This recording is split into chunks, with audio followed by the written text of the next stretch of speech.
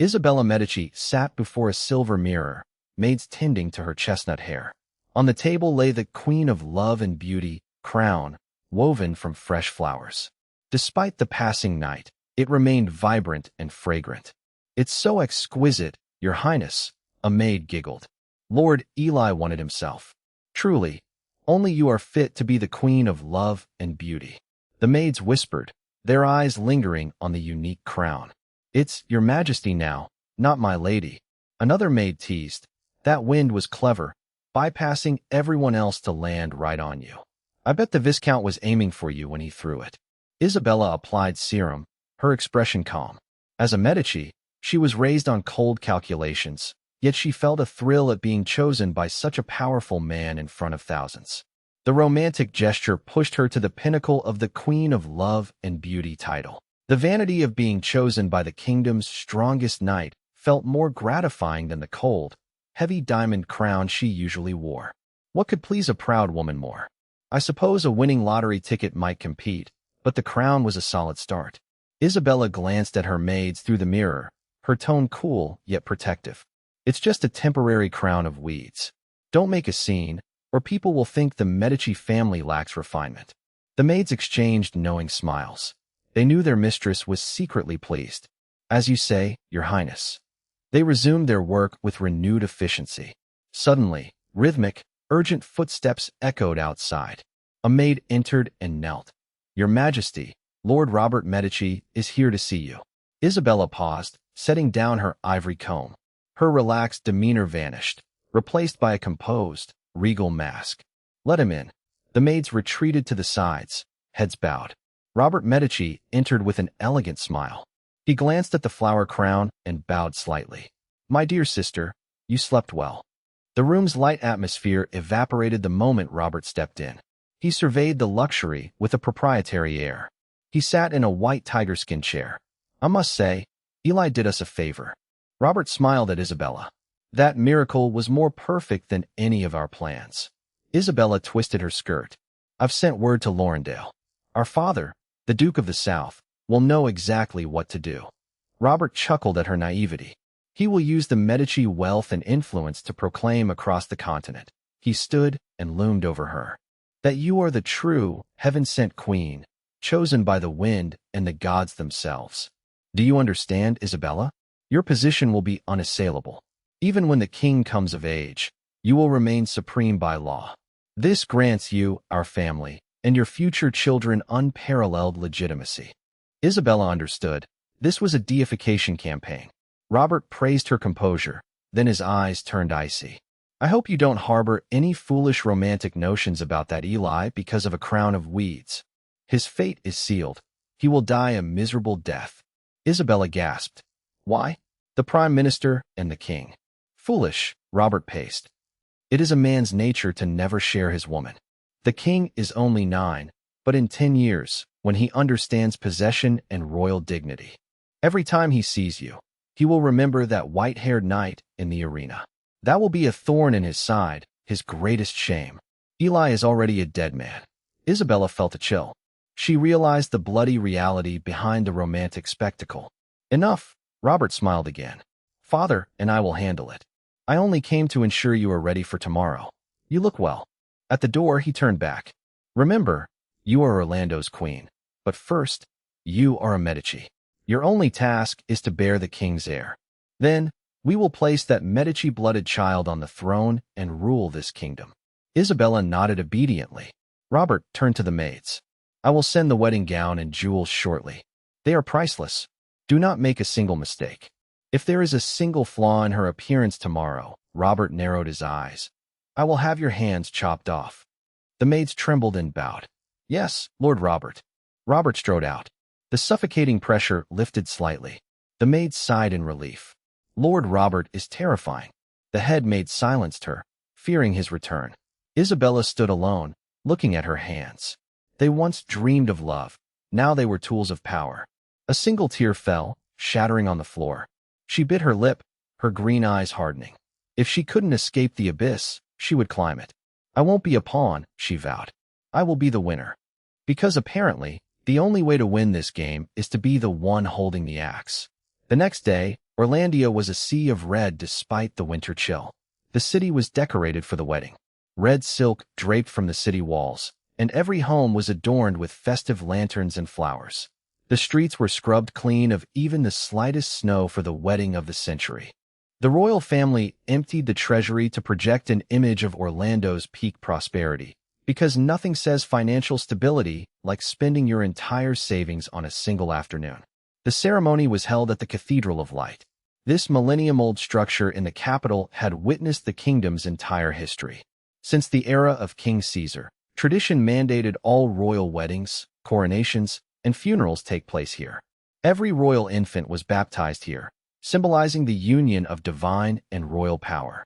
The plaza outside the cathedral was cleared of its usual crowds. Hundreds of royal guards in bright armor formed an impenetrable human wall around the site. Commoners were strictly forbidden within 500 meters of the cathedral. Inside, royal protocol officers and white-robed monks busily prepared the venue. White lilies lined the red carpet, and the massive pipe organ emitted a solemn, low hum during final tests. Thousands of candles stood ready on golden candelabras. The atmosphere was one of frantic, joyful anticipation. Citizens looked forward to the parade and the promised free sweets and wine. To them, this meant peace and prosperity. Yet, thousands of miles away in the north, the world was a different color, a vast, endless white at Short Blade Canyon. This canyon served as the strategic barrier between the northern ice fields and the royal territory. Now, it was buried in blizzard-driven snow, with winds howling like ghosts. A gaunt man in a black fur cloak stood atop a jagged, frozen peak, ignoring the snow on his shoulders. Marquis Vesa Moriarty, the Marquis of Defeat, stared with hawk-like eyes and a sinister smirk at the Iron Wall Pass. That pass was the kingdom's final northern defense. Usually heavily guarded, the pass now faced a different reality. Behind the Marquis, the empty snowfield had transformed into a black ocean of soldiers. They wore heavy black iron armor, horned helmets, and carried massive axes and great swords. They stood in the blizzard, silent as a hunting pack. Banners bearing the Ice Wolf totem snapped in the wind. The Northern Legion had marched south. The next day arrived. As the cathedral's dawn bell tolled, the last of the night's darkness shattered over Orlandia. Clang, the soul-shaking chime rippled across the city. 108 church bells followed suit, and tens of thousands of white doves took flight. They formed a white sea of wings circling the cathedral's spire. It was the most solemn moment for the Orlando kingdom, the wedding of King Aiden Aurora. The streets were packed, and flower petals carpeted every stone. Citizens in festive attire waved banners of the Golden Lion, the Sun, and the Medici family, chanting for the king and queen. To them, this was the height of a golden age. Amidst the sea of red, one group stood out. It was the Western Border Mission. I rode Windchaser, wearing ceremonial armor befitting a kingdom knight. The armor was purely for show, intricately carved and shimmering in the sun, a perfect outfit for someone who prefers their combat to be strictly hypothetical. Beside me was the vigilant buck. Leading the procession was the dignified Marquis Marcus Hohenzollern. Eli, look, it's our champion, the man who threw the crown to the queen. As I appeared on the Holy Light Avenue, the crowd's roar intensified. Their fervor eclipsed the excitement for the wedding itself, with girls trying to break the lines just to touch my stirrups. Bards stood on barrels, improvising songs about the flower of wind selection. My stoic expression remained, though my mouth twitched at the absurd lyrics. I suppose having my life turned into a musical is the true price of fame. These people, I whispered to myself. If I could be as carefree as them, perhaps that would be happiness. Buck leaned in, whispering, "My lord, your fame is uncontrollable. This level of attention will make many jealous." "Let them be jealous," I sneered, eyeing the royal guards. "After today, this vanity and noise will have nothing to do with us." The procession reached the 50-foot bronze doors of the cathedral. This was the core of power, where luxury carriages filled the plaza. I dismounted and handed my reins to a servant. I adjusted my scarlet cloak and followed Marquis Marcus onto the red carpet. The cathedral's interior was breathtakingly vast. Hundreds of white marble pillars supported the dome, each carved with ancient stories. Sunlight filtered through stained glass, making the hall feel like a divine kingdom. The hall was packed, divided by rank and region. On the left sat the royal territory nobles, led by Prime Minister Rhine. They wore silk robes and ancient medals, exuding the arrogance of the kingdom's orthodoxy. On the right were the lords and envoys from the four borders. As the Western mission entered, the chatter ceased, and all eyes turned toward them. Marquis Marcus led them to the frontmost section on the right. I, as deputy envoy and newly minted kingdom knight, was seated in a prominent second-row spot. Upon sitting, I felt a cold gaze. I turned to see Robert Medici sitting in the Southern Territory section. Robert wore a deep purple velvet robe adorned with a massive sapphire brooch. Robert Medici looked radiant, his face beaming with the triumphant glow of a victor. Behind him stood dozens of Southern nobles and wealthy merchant representatives aligned with the Medici family. They looked jubilant, as if they were the ones getting married. Robert's smile remained unchanged as I caught his eye. Instead, he elegantly raised his glass to me, his smile carrying a profound, mocking meaning. It was as if he were saying the show had only just begun. I looked away, indifferent to the treacherous man, and scanned the hall. The northern seats were sparse. The eastern seats held only two. The leader was a burly, bearded man, the northern duke's cousin and nominal envoy. His few attendants sat stiffly, hands never straying from their weapons, clashing with the festive mood. Most striking, however, was the eastern section, completely empty. Although Chris Russell had survived to reach the city, he was absent from the wedding. Those empty seats were like mocking mouths, exposing the hypocrisy of this unity gathering. A chime rang out, the holy bell from within the church. The nobles fell silent, straightening their attire with solemn expressions. The golden doors at the end of the hall swung open. High-ranking clergy in red robes, led by Pope Essinger, who carried a triple crown and a crucifix staff, emerged. Behind the clergy followed the kingdom's high officials. Prime Minister Ryan Graham led the way, dressed in black and gold robes symbolizing his authority. Despite his age, his gait remained steady.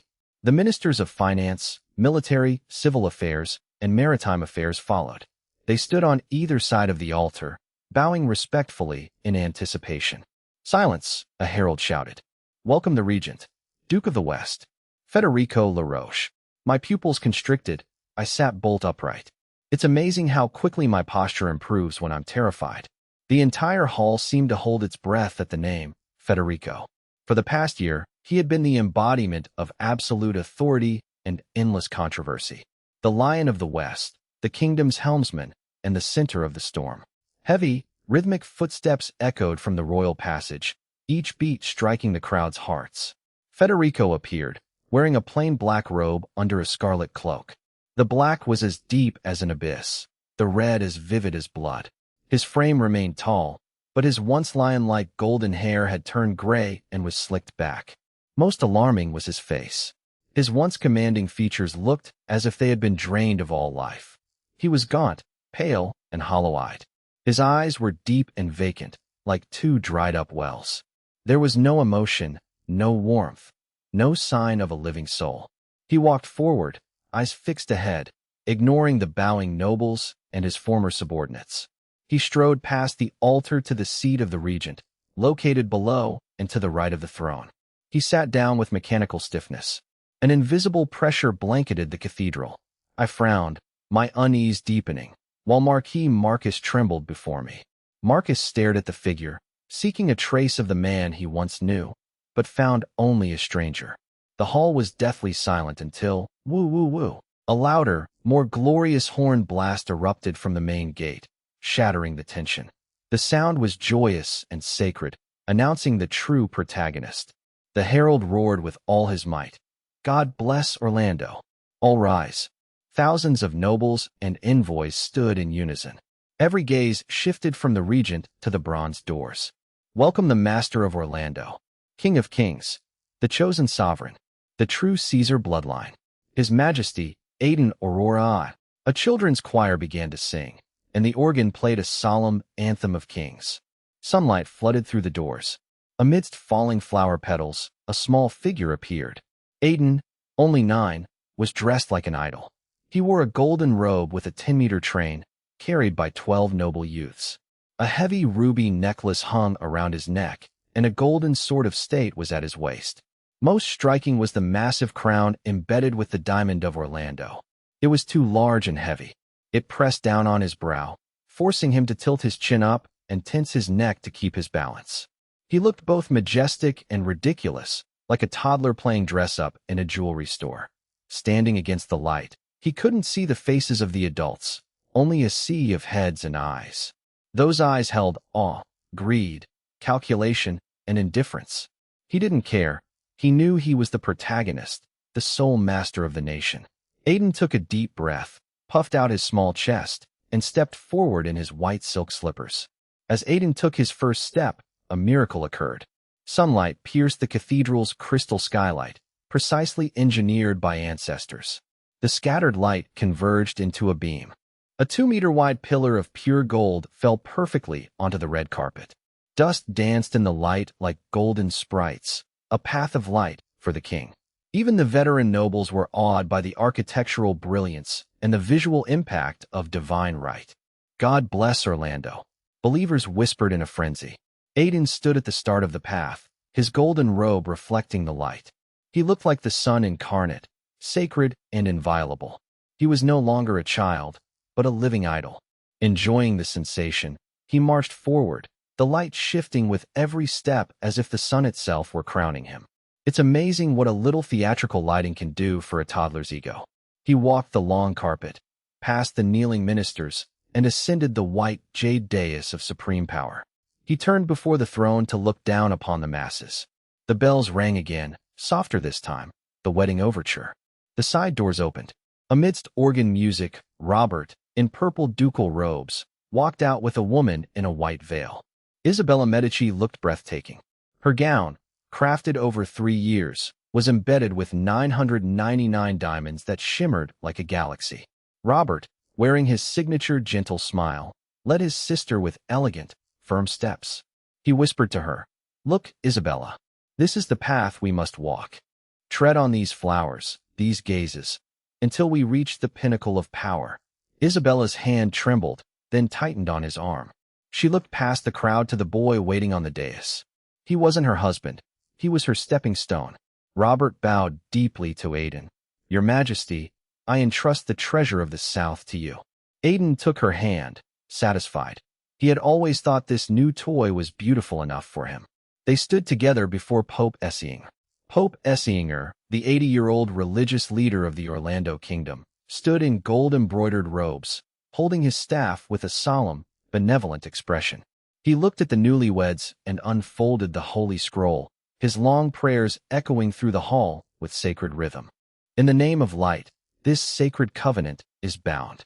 Here, royal and divine power converge. Here, blood and glory endure." The prayer concluded. Essing turned to the 4 regional delegations, announcing, "Guardians of the 4 borders, offer your loyal congratulations to the king and queen on behalf of your people." This 4-border homage symbolized absolute submission to the throne. Robert Medici led the southern delegation first, representing the queen's family. He and the southern nobles knelt with flawless precision. "The Medici family of the South prays for your eternal glory. The South remains the crown's firmest shield." Aiden nodded, signaling them to rise, then summoned the western delegation. Marcus Hohenzollern stepped forward with me, and I knelt and bowed my head. I felt Robert's gaze but remained calm, my breathing steady. "The Pendragon and Hohenzollern families of the West congratulate you. May our iron walls forever guard your peace." Aiden watched me with excitement, clearly remembering the Kingdom Night. Next was the northern delegation, led by a bearded, burly man. They knelt stiffly, their armor clattering with a harsh, perfunctory sound. "The North offers congratulations." The man's voice was gruff and brief. Aiden frowned at the rudeness, but, in his good mood, merely waved them up. Essinger turned to the empty section on the right, calling, "The Eastern delegation, representing the Russell family, come forward." Silence followed, save for the Pope's own echo. Prime Minister Ryan Graham frowned, glancing toward Federico LaRoche, confused by the absence. 1 second, 2 seconds, 5 seconds passed, and the grand hall fell into a deathly silence. All eyes turned to the empty chairs meant for the Eastern delegation. No envoys, no gifts, no servants. Chris Russell had not appeared. The survivor who had brandished a blood-stained flag at the city gates had chosen to vanish at this critical moment.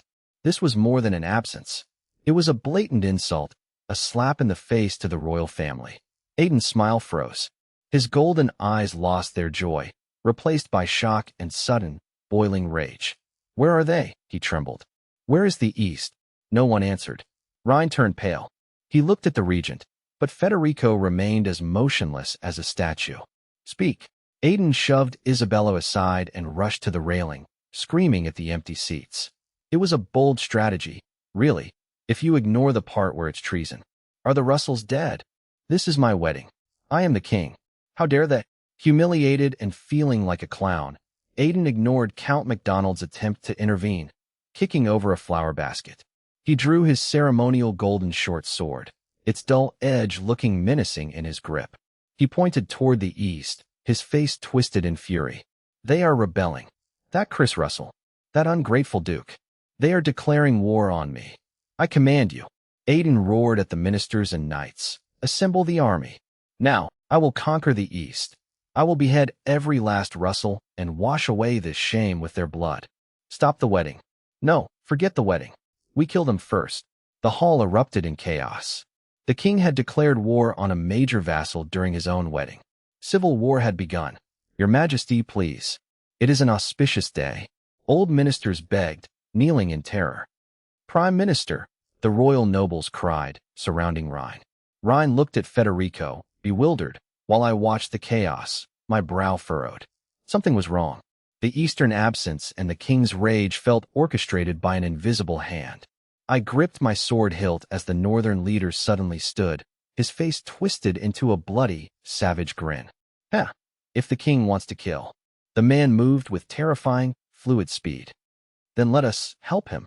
Clang, the sound of metal tore through the sacred atmosphere. The man drew a gleaming northern battle axe from beneath his robes. It was a hell of a thing to hide under a dinner jacket. Simultaneously, in the shadows of the cathedral, dozens of silent attendants shed their disguises. For the north, they roared.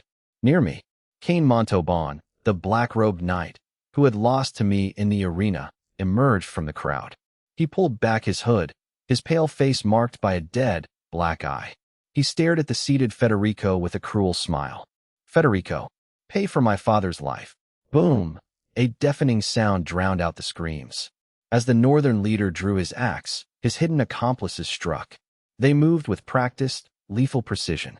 They slit the throats of the stunned royal guards, blood spraying the marble pillars, before slamming the massive bronze doors shut. The doors of the Cathedral of Light, symbols of sanctuary, were sealed tight. Clack! The heavy bolt dropped, isolating the interior. Outside, the royal guards panicked. They hammered against the impenetrable doors. Open up. Something is wrong. Inside, the thudding sounded like a funeral knell. A trap. I thought, my hand tied on my sword. It's always a trap. People really need to work on their party planning. The Northerners intended to die here, and they intended to take everyone with them. Kill, the Northern leader roared. He charged through the floral barricades like a runaway chariot, heading straight for the king. For the north, dozens of Northern assassins drew axes, broadswords, and flails, descending upon the crowd like wolves in a sheepfold. Blood stained the holy hall as screams erupted. Nobles and envoys, previously spectators, descended into sheer panic. They trampled one another, desperate to flee the slaughterhouse. Ceremonial officers attempting to intervene were butchered instantly, their limbs scattered. Amidst the chaos, a dark figure stood out. Cain Montauban. Ignoring the king, Cain's lone black eye locked onto the man in the throne's shadow, Regent Federico. Federico, Cain whispered, dragging his black blade, sparks flying against the floor. Moving like a ghost through the crowd, he closed in on the regent's seat. Cain leaped, his blade wreathed in deathly aura, striking toward the black-robed man. Roar! A lion-like bellow erupted. You shall not touch the duke. Marcus Hohenzollern, the veteran Western commander, intercepted him. Marcus drew his blade, the fang of the red lion, having anticipated the move. Steel clashed with a deafening ring. Marcus parried the lethal blow.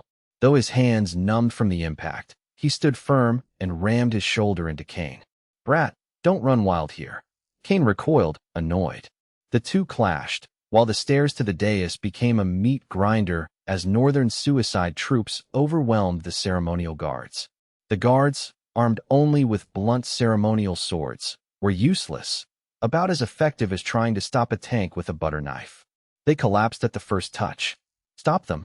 Hold them back. Count MacDonald screamed orders before a northern soldier cleaved his skull with an axe. Blood sprayed onto the dais. Seeing the blood-soaked brute, young King Aiden broke down. His arrogant face was now twisted in terror. He dropped his golden sword and crown, scrambling behind the throne. Help! Grandfather! Prime Minister! Don't kill me! I'm the king, he wailed, wetting himself. Prime Minister Rhine, the former Silver Flash, stepped up, shedding his robes to reveal armor. Graham Knights, to me. Graham Knights surged forward, forming a golden barrier. Touch the king over my dead body, Rhine roared, skewering an attacker. Yet, the slaughter continued. The Northerners aimed to sow maximum chaos and purge the nobility. Isabella stood on the dais, pale as a sheet. She watched the hellish scene, the king groveling like a dog, filled with horror. Just then, a blood-crazed northern soldier broke through, spotting the white-clad Isabella. The queen. The soldier lunged, blade raised. Die, bitch. Isabella's eyes widened, a desperate scream caught in her throat. She braced for death, but felt only a spray of warm liquid. She opened her eyes to see the soldier staring in disbelief at his own chest. A silver blade had pierced his heart from behind. Behind him stood I, clad in brilliant armor, my expression cold as ice. Eli. Isabella trembled. I pulled my blade free, and the corpse slumped. I wiped my blade, my golden eyes meeting Isabella's blood-spattered face. It really ruins the aesthetic of a royal gown, but I suppose she has bigger problems. Don't just stand there like a statue. Hi. Before she could react, a purple-clad figure rushed over. Isabella. Robert arrived with elite Southern Knights, having carved a path through the crowd. He pulled Isabella behind him, shielding her. Seeing his sister covered in blood, the usually smiling Robert turned ferocious. Bastards! You dare touch a Medici. He locked eyes with me, acknowledging the rescue, then turned to his men. Form a line. Protect the queen and the king. Fight back. Under his command, the panicked envoys and nobles found their resolve. They rallied around the dais, turning the church into a battlefield of screams and steel. This century ceremony had devolved into a bloody coup. I suppose the catering was never going to be the highlight anyway. The Cathedral of Light was filled with shrieks and the clash of weapons. Blood stained the white lilies and the sacred altar. The red carpet became a literal path of gore, littered with the bodies of nobles, guards, and northern soldiers. Die! My silver blade moved like lightning. I remained perfectly composed. My western-honed killing skills were lethal in the tight space. A northern brute charged with a battle axe. I sidestepped, my blade flashing upward. The edge sliced through the brute's neck armor, blood geysering out. The man collapsed in shock. I didn't blink, backhanding my sword into another assassin's heart. My movements were efficient and fatal. I was an emotionless killing machine, clearing a path through the chaos. Despite the efforts of me and the high-ranking knights, the situation remained dire. At the heart of the storm, a dark shadow remained fixated on the man in the throne's darkness. Federico. A roar of pure, venomous madness shook the cathedral's stained glass. Cain Montalban. Once abandoned by his family and now consumed by darkness, the Avenger had become a complete madman. His single black eye held no distractions, only the regent seated on the high throne. The regent was the man who killed his father and destroyed the Montalban family. For my father, for the family, Cain swung his black blade, wreathed in thick, deathly aura. The aura was highly corrosive, capable of rotting skin and dissolving battle chi upon contact. Get out of the way. Cain's strike forced Marquis Marcus Hohenzollern to retreat.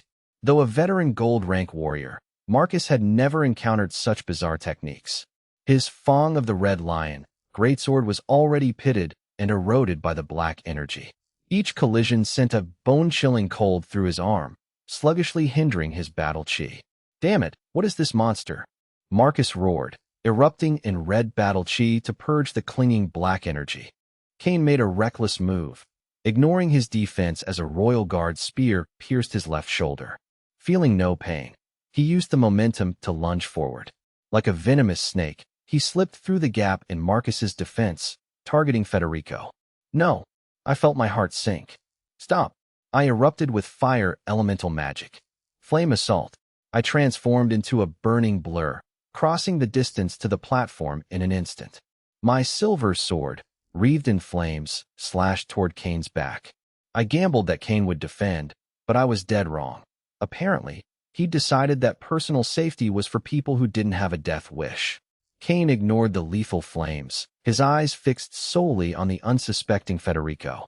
Go to hell and repent, Federico. Cain shrieked. He poured every ounce of his strength and hatred into his black blade. He plunged the blade into Federico's chest. The sickening thud of steel piercing flesh silenced the room. Robert, Prime Minister Rhine, and King Aidan watched in stunned horror. The black blade was buried to the hilt in the regent's chest. The black, deathly aura erupted, ravaging Federico's body. Yet, for a fleeting moment, Federico's eyes regained a spark of clarity. Regent! I roared in fury, kicking Cain in the waist. The force snapped Cain's ribs, sending him flying like a rag doll. It was almost impressive how far he traveled, though I wouldn't recommend the flight path. Cain laughed as he coughed up blood. I killed him. I finally killed him. I ignored him, rushing to catch the falling Federico. Federico's heart was pierced. He was beyond saving. The Lion of the West lay in my arms, frail as a dying man. He looked up at me, whose face resembled his late brother. A bitter, relieved smile touched his lips. Eli, he whispered. I leaned in close. I am here, Regent. Federico's hand trembled, clutching my sleeve. Kill Bernard, protect Lynn. I nodded solemnly. I swear it. Federico's eyes brightened with relief before fading. Marquis Marcus arrived, screaming in grief. The hardened warrior wept like a child. Regent, hold on. Get a doctor. Marcus tried in vain to stem the flow of blood. Federico looked at his old comrade, his final words a whisper of regret. Marcus, tell Lucius. I was wrong. He died, his hand slipping from my sleeve. The regent was dead. Marcus wailed, clutching the cooling corpse. His cries signaled the end of an era. Kill him. I'll kill him. Marcus lunged toward the still-laughing Cain. I'll tear you to pieces. Cain sneered. Mission accomplished. As the sword descended, Cain's body distorted into a puddle of black liquid, merging into the blood-stained shadows. The sword struck the floor, leaving a crater, but Cain was gone. It's a shame he didn't leave a forwarding address.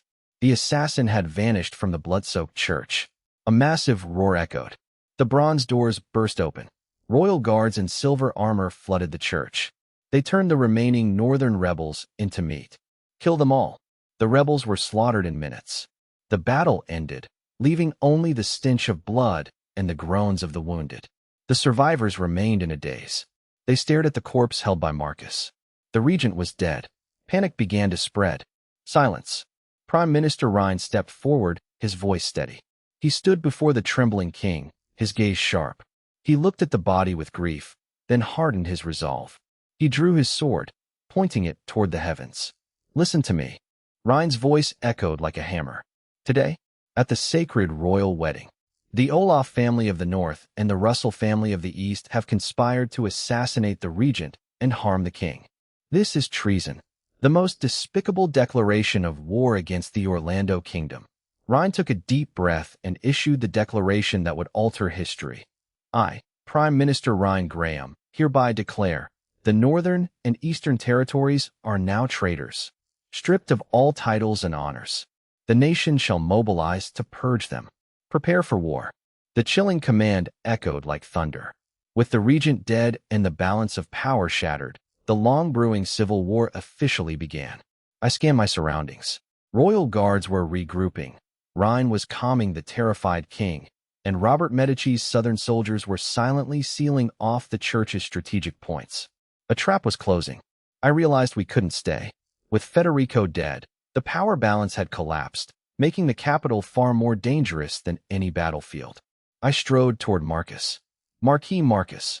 My voice, infused with battle chi, shook Marcus. Stand up. Marcus looked up, eyes bloodshot and dazed. Eli the Duke. He is gone.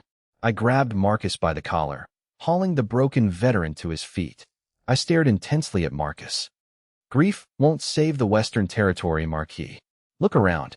The regent is dead, and the wolves are circling.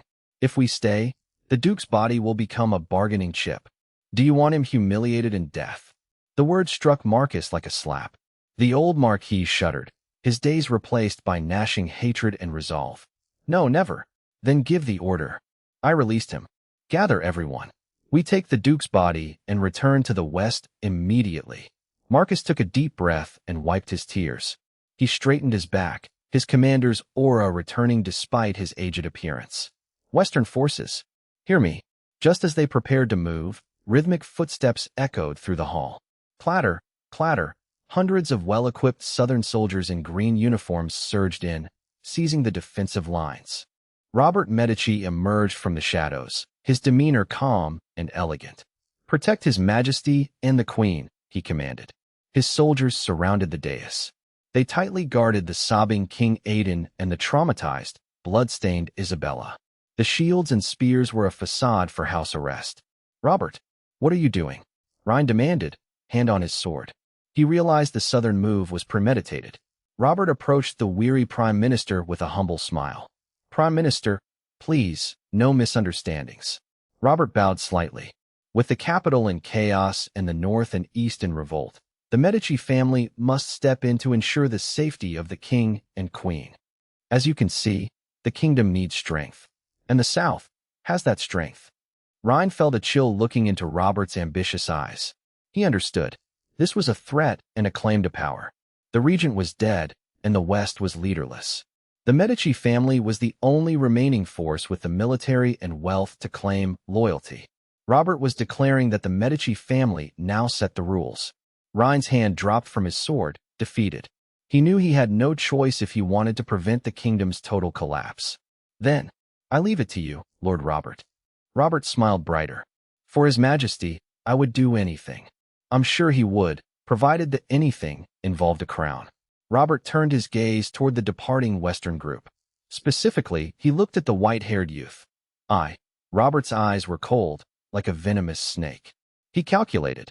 The Duke was dead, and Marcus was just a relic. But Robert recalled the duel. Even if I saved Isabella, it was merely atonement for my crimes. If I lived, I would be a disaster. The West was at its weakest. Robert's fingers brushed his cane, his intent to kill rising. Stop them, Robert commanded lightly. The Southern soldiers and confused royal guards blocked the path. Halt, a Southern officer barked. By order of the king, no one leaves until the assassin is identified. Bastards! Marcus roared, clutching the Duke's body. The assassin was Cain Montauban. Everyone saw it. Are you trying to trap us here? It is for your own innocence, Marquis, Robert said, walking over with a smirk. After all, the assassin had close ties to one of you. Robert looked at me with amusement. I suppose he thinks my life is a comedy, though the punchline usually involves someone dying. Viscount Eli, as a member of the Black family, shouldn't you explain why your cousin is the assassin? Or perhaps this was part of the Black family's plan? He was framing them for regicide.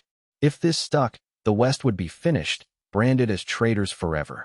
A false charge, I said, stepping in front of Marcus. I looked at Robert with a dangerous, cold smile. Robert, you want to swallow us whole? Your appetite is too large. Just routine procedure. Hand over your weapons and wait in the dungeon. Clang. I drew my silver sword, its blade flickering with flame, pointed at Robert. Western forces. Draw swords. Dozens of blades flashed. They were outnumbered, but they had the courage to die fighting. Want to keep us? Try it. See if your soldiers die first, or if we cut our way out. The regent is dead, but Marquis Toscana remains, and our troops are in the city. We have 4,500 iron cavalry outside. If a scream is heard, they will raise this church and the capital within the hour. I was bluffing, gambling that Robert wouldn't risk it. The tension was at a breaking point. Robert narrowed his eyes. He wanted me dead, but with northern and eastern armies likely approaching, a bloody inner-city skirmish would be a Pyrrhic victory he couldn't afford. How could they withstand the Northern Iron Cavalry? With the Western Border Army inside and 5,000 elites outside, the threat was immense. If pushed to rebellion, they would join forces with the North, and the Medici family's newly seized power would vanish instantly. Brother, Isabella, the new queen, tugged at Robert's sleeve. She had regained her composure and whispered, "Let them go. We need the West to check the North. This is no time for infighting. Besides," she added, "that is Federico's corpse. Desecrating the dead will alienate every noble in the realm." Robert paused. Then his face softened into a gentle smile. Viscount Eli, why so agitated? I said it was routine. Since you are in such a hurry to bury the regent, I am not an unreasonable man." He signaled his soldiers to step aside. The men complied reluctantly, clearing a path. I kept my sword drawn. I maintained a defensive stance, shielding Marcus and Federico's body as I retreated step by step. "The West will remember this kindness," I said coldly. Robert replied, "Safe travels, Viscount. The road is long. Don't trip and die on the way." I glared at him and Isabella, then ordered my men to move. The Westerners carried Federico's body out of the Cathedral of Light in dead silence. Outside, the sun was blinding. The capital's citizens were still celebrating the wedding, unaware that the regent era had ended behind those doors. I mounted my horse, whispering to myself, "The world has changed." I'm sure the wedding cake was delicious, though. Inside the Western Embassy, wedding decorations were being torn down and discarded in the mud. "Faster! Move!" I stood in the courtyard, my whip cracking against the ground.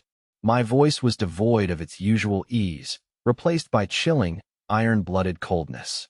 "Throw away the useless gifts, silks, and that damn porcelain.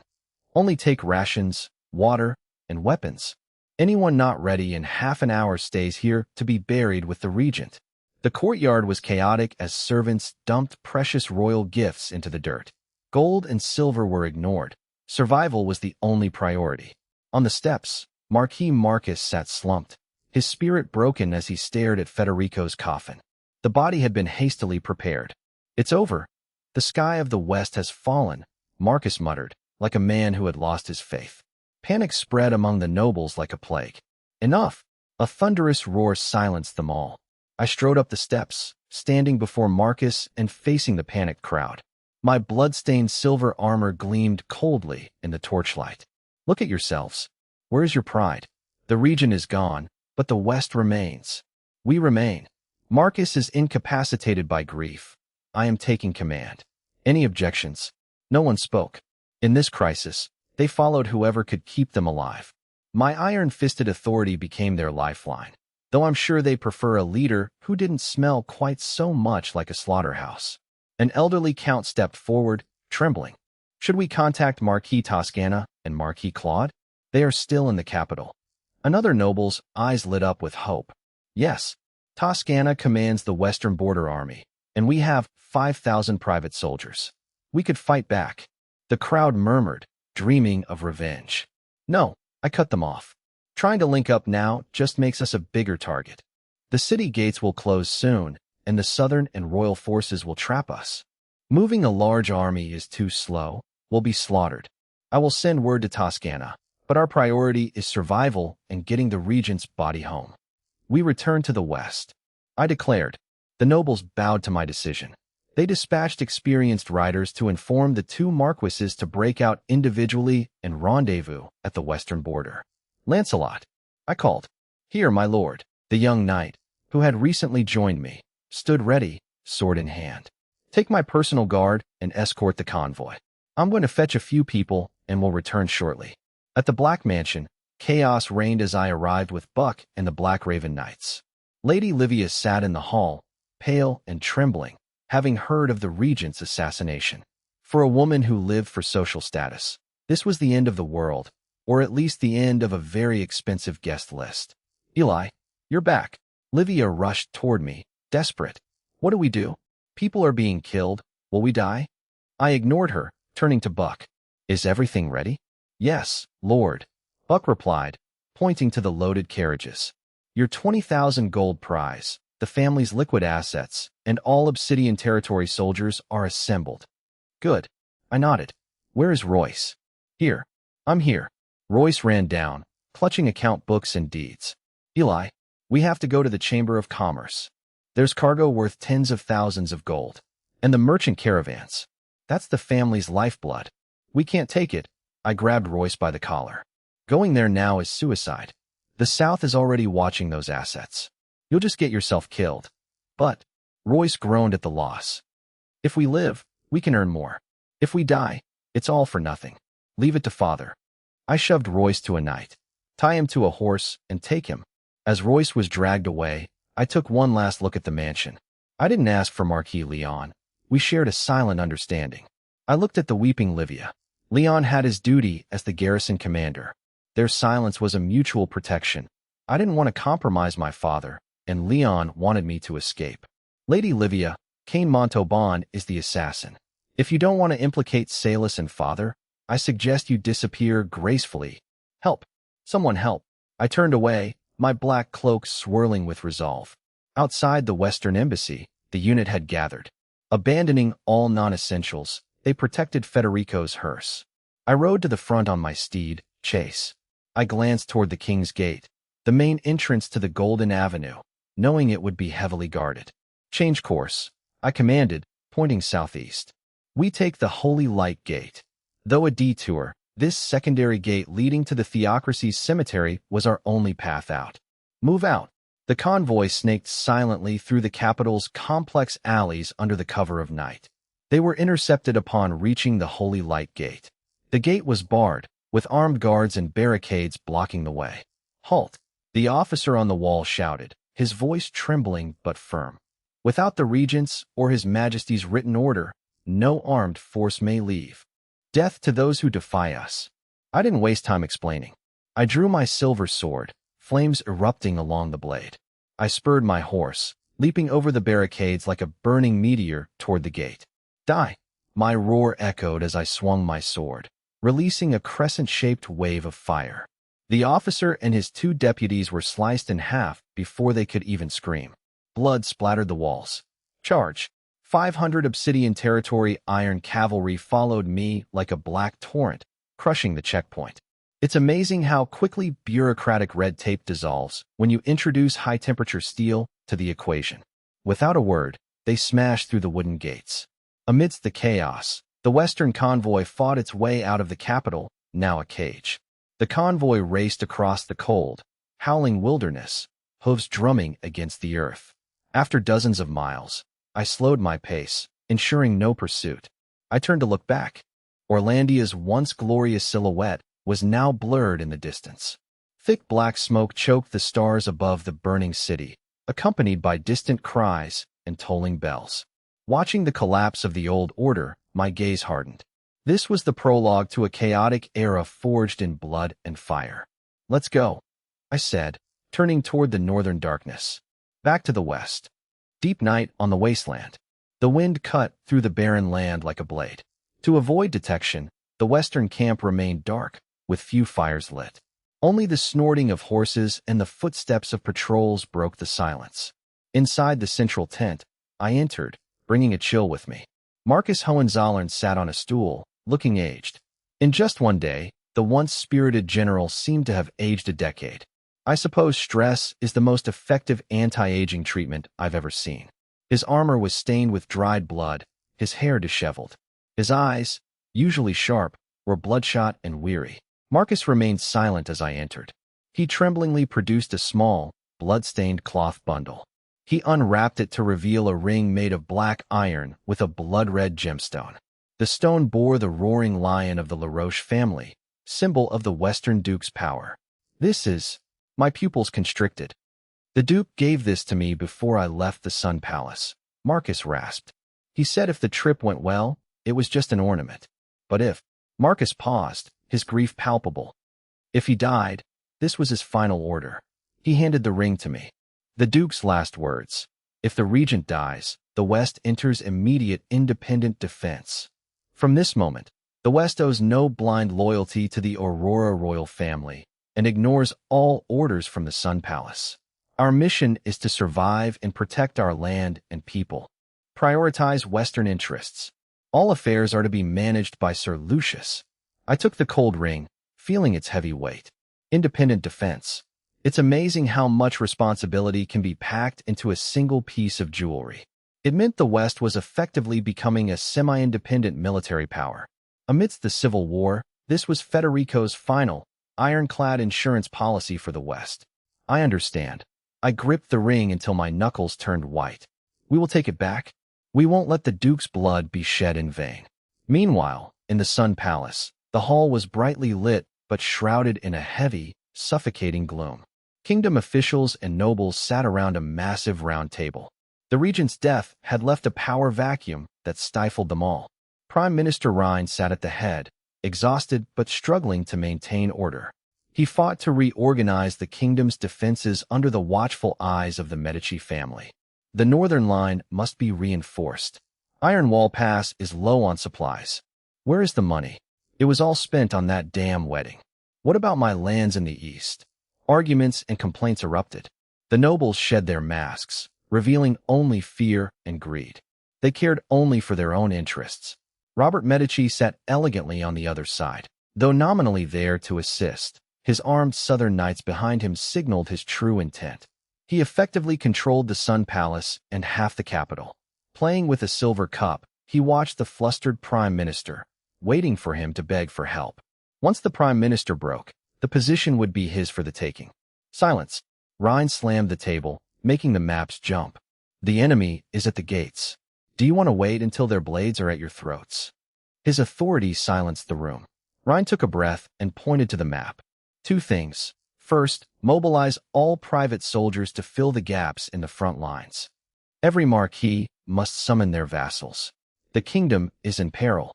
We will discuss specific arrangements after this meeting. Second, order the Minister of Civil Affairs to begin mandatory conscription in the capital and surrounding towns. Anyone who can hold a spear goes to the walls. This was a desperate gamble, yet the only remaining option. As a count began to complain about private soldiers, Marquis Leon Black suddenly stood, his chair screeching against the floor and silencing the room. A dramatic flair, I'm sure he practiced in front of a mirror. Leon's expression was grim. He ignored Prime Minister Rein, his gaze fixed intently on the area west of the royal capital on the map. Prime Minister. Leon's low voice struck the room like a thunderclap, silencing everyone. Your deployment is thorough, but you've overlooked a critical force. Leon scanned the room, his eyes locking onto Rein's stiffening face. The 5,000 Western border troops led by Marquis Toscana, combined with the 5,000 Western border garrison stationed in the Royal Forest. They just broke camp and have likely already converged. The room erupted in hopeful murmurs, but Leon coldly shattered their illusions. They haven't entered the royal capital. They vanished into the dense forests of the western suburbs and severed all contact. I suspect they are retreating to the western border. The room fell into an uproar. This was no desertion. It was a calculated maneuver. Toscana was a loyalist to the late Federico. This phantom army hung over them like a sword of Damocles. What were they planning? Were they waiting to strike the capital or awaiting a darker command? Rein's hand froze over the map. He remained silent, a flicker of bitter helplessness crossing his eyes. This was beyond his control, likely a failsafe left by Federico. Robert Medici's playful smile vanished, his hand tightening around his glass. As the tension reached a breaking point, the atmosphere thick with dread over the vanished army. Bang! A violent commotion erupted outside the council chamber, followed by the clash of steel and guards shouting, "Move aside! Urgent military report! Death to those who block me!" A hoarse, desperate wail pierced the heavy oak doors, reaching every ear inside. Rein spun around. Clang! The doors burst open, sending two guards stumbling inward. Behind them, a blood-soaked messenger in shattered armor collapsed into the room. 3 crimson flying feathers were embedded in his back, the highest level of emergency, a kingdom-wide alert. Thud! The messenger fell onto the red carpet, blood pooling beneath him. He didn't lose consciousness, instead lifting his blood-stained face with his final strength. He roared at the Prime Minister and the stunned nobles. Prime Minister! The North has attacked. It started days ago. Marquis Vesa Moriarty, that madman from the east. He is leading a coalition of 50,000 eastern and northern troops.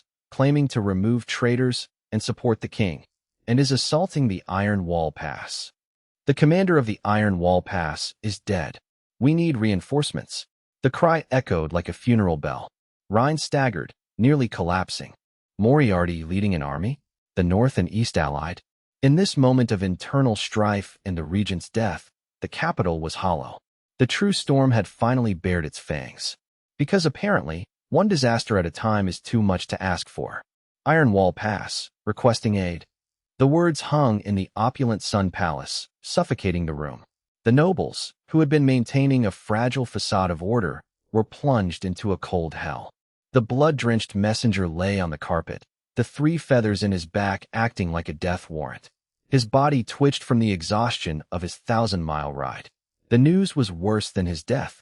The Iron Wall Pass, the capital's final northern defense, had fallen. It had been breached by the weak merchant, East, colluding with the wolves of the North. Impossible! A shrill cry shattered the silence. King Aiden, sitting on the throne, had lost all the bravado he displayed at the arena. His face was paper white, and he slid from his throne, collapsing onto the footstool. Liars! You're lying to me. Aiden scrambled backward, his heavy crown sliding askew, looking pathetic. It's a bold fashion choice, really, if you're aiming for the look of a panicked toddler. He shouted at his ministers. How could the iron wall fall? Isn't there a high wall? Aren't there soldiers? I want to leave. I want to get out of here. Aiden scrambled up and grabbed Isabella's dress. Queen, take me away. Back to your southern territory. I want to go to the south. It's too dangerous. The northerners are cannibals. They'll kill me. Take me away. Isabella looked at her weeping, spineless husband with deep disgust and sorrow. She masked it quickly, patting Aiden's back like a frightened puppy. Her gaze shifted to Robert. The other nobles descended into chaos. Panic spread like a plague. It's over. In a week, the Northern Wolf Cavalry will be at the capital's moat. My estate is in the northern suburbs. My property, curses and prayers mingled, with many pointing fingers at the western border. It's the Westerners' fault. If Federico hadn't disbanded the army, the pass wouldn't be empty. Exactly. And Marquis Toscana. Where's that army? Disappearing now? It's desertion. The Westerners betrayed the kingdom. Anger was their outlet. No one wanted to admit their own incompetence. Enough. Rhine slammed his baton on the table. Shut up. The iron wall hasn't fallen yet. Orlandia hasn't fallen. The old man's chest heaved. He felt a profound sense of powerlessness. But as prime minister, he was the pillar of the state. He could not let it crumble. Why cry? Why run? Rhine forced the king back onto his throne and straightened his crown.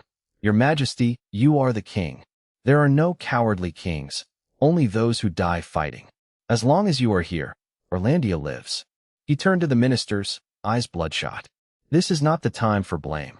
Use your brains if you don't want to die. The Northern and Eastern Coalition claims 50,000. Even with exaggeration, there are at least 30,000 elites. Once they pass the Iron Wall, it's open plains. We face a fatal problem, Rhine said, his voice raspy. We have no troops. The statement doused their anger in icy dread. It was true, they had no troops. During his regency, Federico had disbanded most of the capital's standing army to weaken the nobles, keeping only the elite garrison legion. Now, Toscana's legion was gone, and the Western mission had fled with the remaining few hundred private soldiers. The entire capital could only muster the few thousand soldiers of the garrison legion under Marquis Leon. A few thousand against 30,000? Defending these massive walls. It was a fantasy. Conscript. Conscript immediately, the Minister of Military Affairs shouted.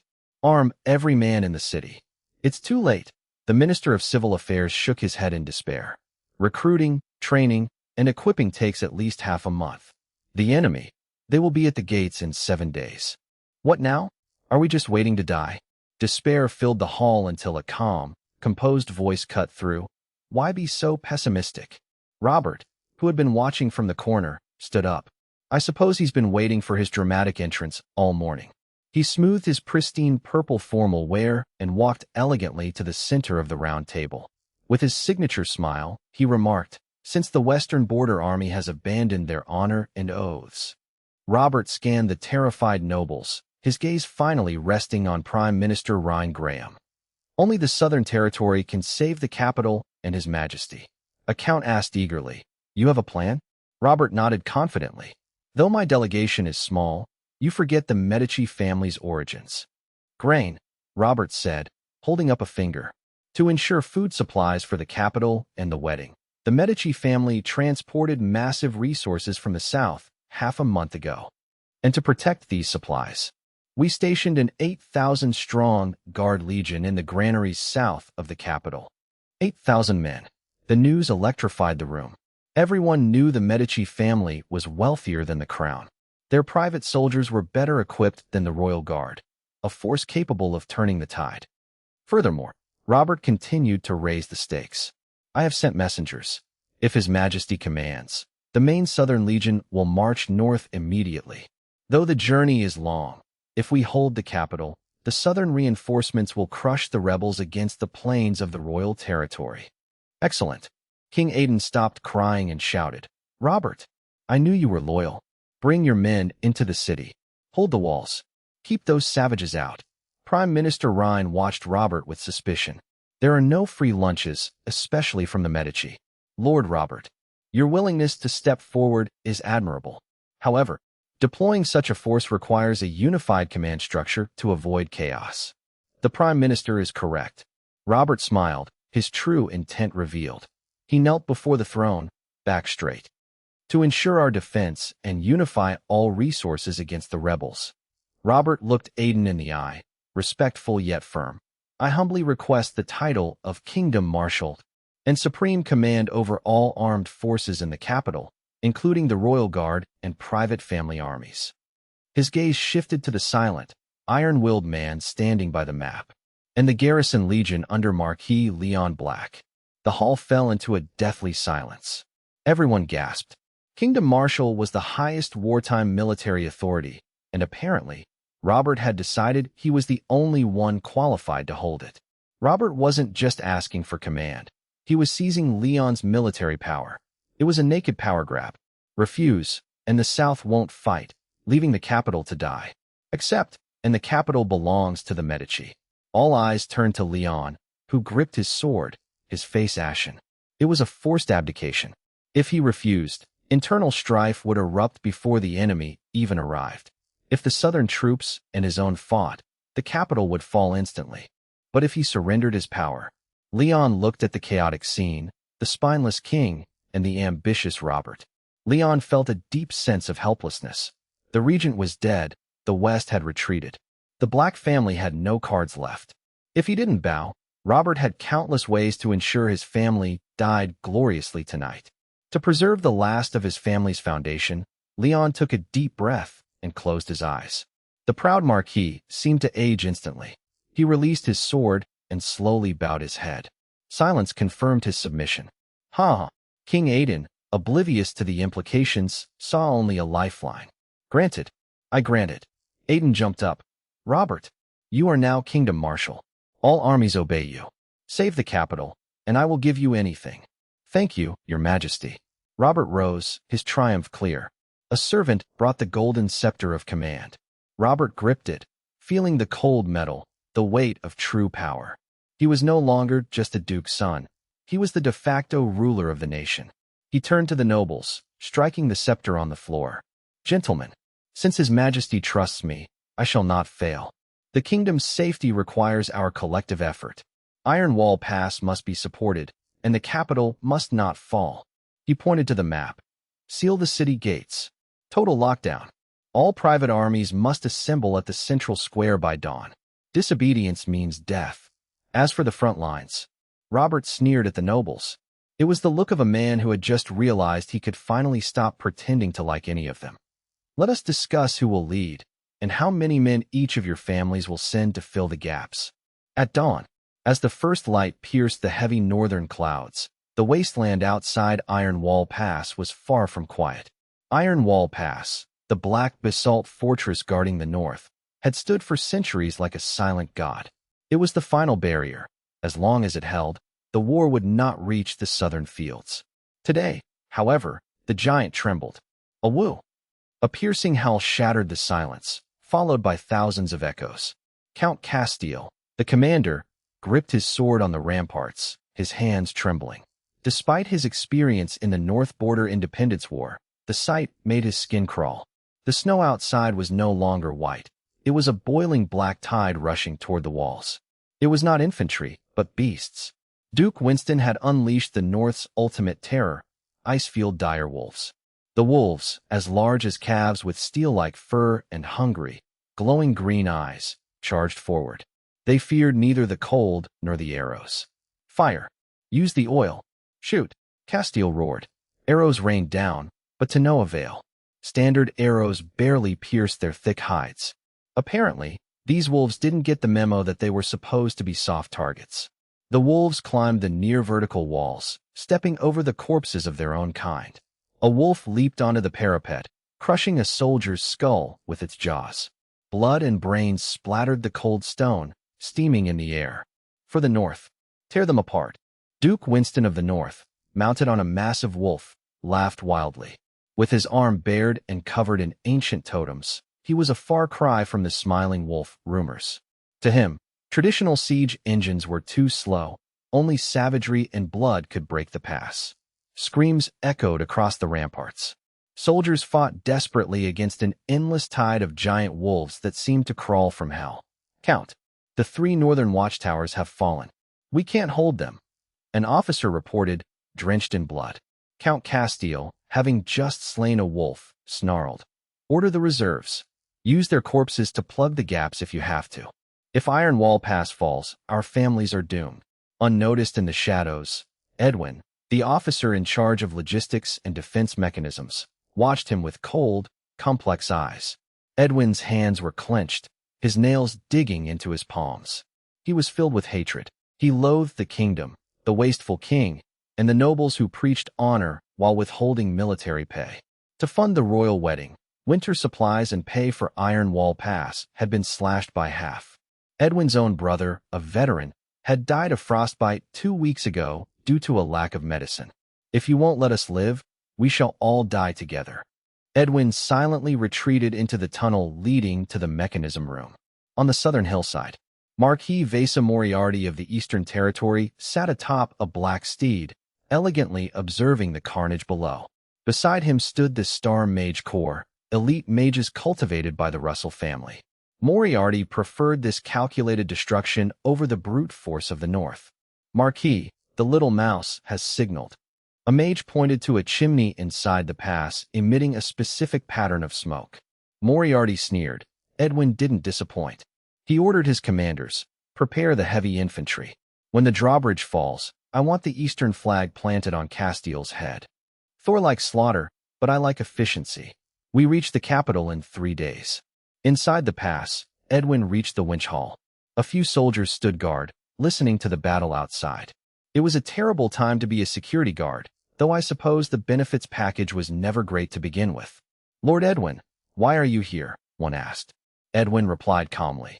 I'm checking the mechanisms to ensure the barbarians don't break through. As the soldier turned, Edwin stabbed him in the back with a dagger. He swiftly slit the other soldier's throat, his movements cold and practiced. He approached the drawbridge controls and pulled out a vial of corrosive water provided by the Eastern mages. He poured the liquid into the lock mechanism, dissolving it, then pulled the lever. The gears groaned, and the drawbridge began to descend. Count Castile heard the mechanical roar and turned pale. He watched in horror as the shield of God drawbridge lowered, crashing onto the opposite bank. Traitors, retake the control room. Castile roared, but it was too late. Simultaneously, Eastern saboteurs used a secret passage to plant alchemy crystals at the base of the western wall. Boom! A massive explosion shattered the clouds above Iron Wall Pass. The shockwave knocked soldiers and wolves alike to the ground. The impenetrable western wall collapsed, sending stone and dust into the air. Now, charge! Thor Olaf roared, swinging his axe. For blood and ice. Kill them all. Thousands of northern heavy infantry poured through the breach in the lowered bridge. The Star Mage Corps unleashed a barrage of fireballs, incinerating the last of the defenders' camps. Iron Wall Pass became a sea of flames. Count Castile watched as his guards were slaughtered.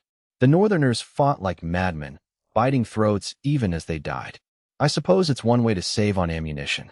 The Eastern heavy infantry advanced in silent, efficient formation, harvesting the survivors.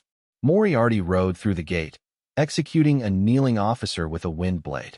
No prisoners, he declared coldly. They are all traitors. He mused that Federico's control over the capital was an illusion. The foundation had already rotted away. In 3 days, he would be at the gates of Orlandia to end the era of Aurora. As the slaughter continued, a young scout hid in the ruins of the clock tower, trembling. With broken ribs, I clutched the last carrier pigeon. Fly. Tell Marquis Leon. Tell the Prime Minister. I tied a desperate message to the bird's leg. Tell them, the gates are open, the wolves are here. I threw the bird into the sky. The pigeon struggled to rise through the smoke. On the snowy ground below, a northern wolf rider spotted the bird. He drew his bow and fired. The arrow pierced the bird, turning it into a spray of blood and feathers. My hope vanished as the rider beheaded me.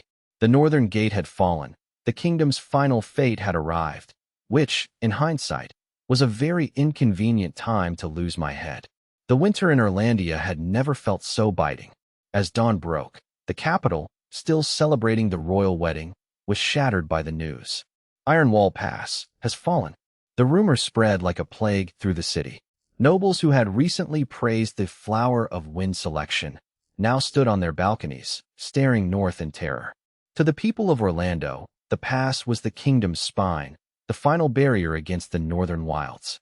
Its collapse meant the bloodthirsty northern army was now marching straight for the capital. Fear enveloped Orlandia like a thick, black fog. On the Champs-Élysées, carriages collided in chaos as panicked nobles, abandoning all decorum, scrambled to flee toward the southern territory. They drove their servants to pack antiques and gold, desperate to escape the city before disaster struck. Yet, when the first wave reached the southern gate of abundance, they were met not with freedom, but with walls of shields and leveled spears. Thousands of Southern Territory soldiers, marked by the Medici family crest, had seized every gate. By order of the marshal, the city is under martial law. No one leaves. A Southern officer coldly cut down a steward attempting to bribe his way through. Trespassers will be executed as traitors. The nobles realized with despair that their home had become a gilded cage. It's amazing how quickly a luxury estate turns into a prison when you aren't allowed to leave. The city they had inhabited for decades was now a prison. At 9 a.m., the central square, once a place of celebration, was filled with grim military formations. Robert stood on the dais, having traded his purple robes for pitch-black commander's plate armor.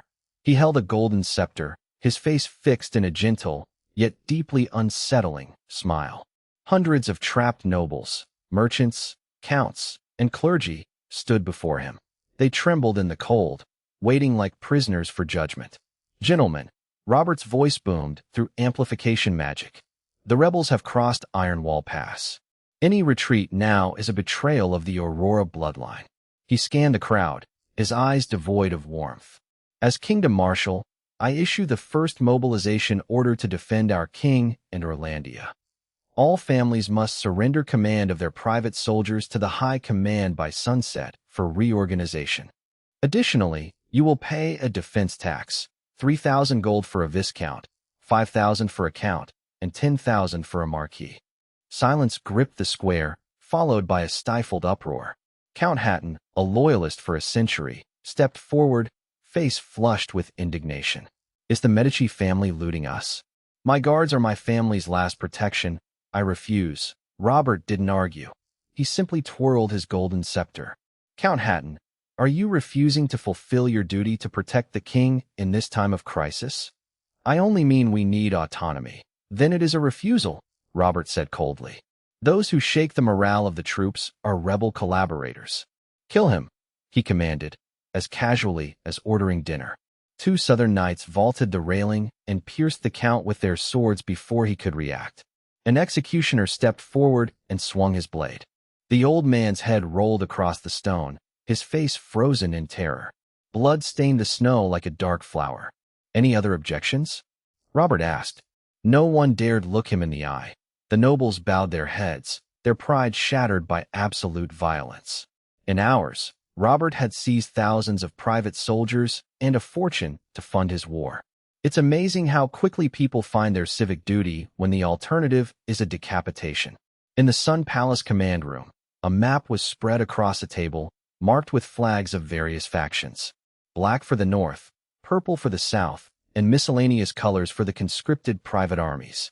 Marquis Leon Black gripped his sword hilt, teeth gritting as he studied the deployment. "Marshal, is this deployment a mistake?"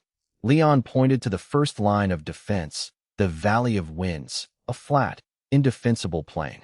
"You're putting 30,000 conscripts and my garrison legion there, while your 8,000 Medici elites hide in the inner city?" Leon stared at Robert with hawk-like intensity. "You're sending them to die? The Northern Wolf Riders will crush them in a single charge, without fortifications." "That is their purpose, Marquis," Robert replied, his voice chilling. "I need them to exhaust the Northerners' momentum and fill their trenches. Those private soldiers are undisciplined. Better they die outside than cause chaos within. As for the garrison legion, you are a renowned general. I trust you to lead the front line. You're using me as a shield to preserve your own Medici forces." Leon slammed the table. "Do you think I will follow such a suicidal order?" Robert smiled and leaned in, whispering, "You can choose not to. But remember, your wife and your eldest son, Salus, are at the Black Estate, only a day's ride away.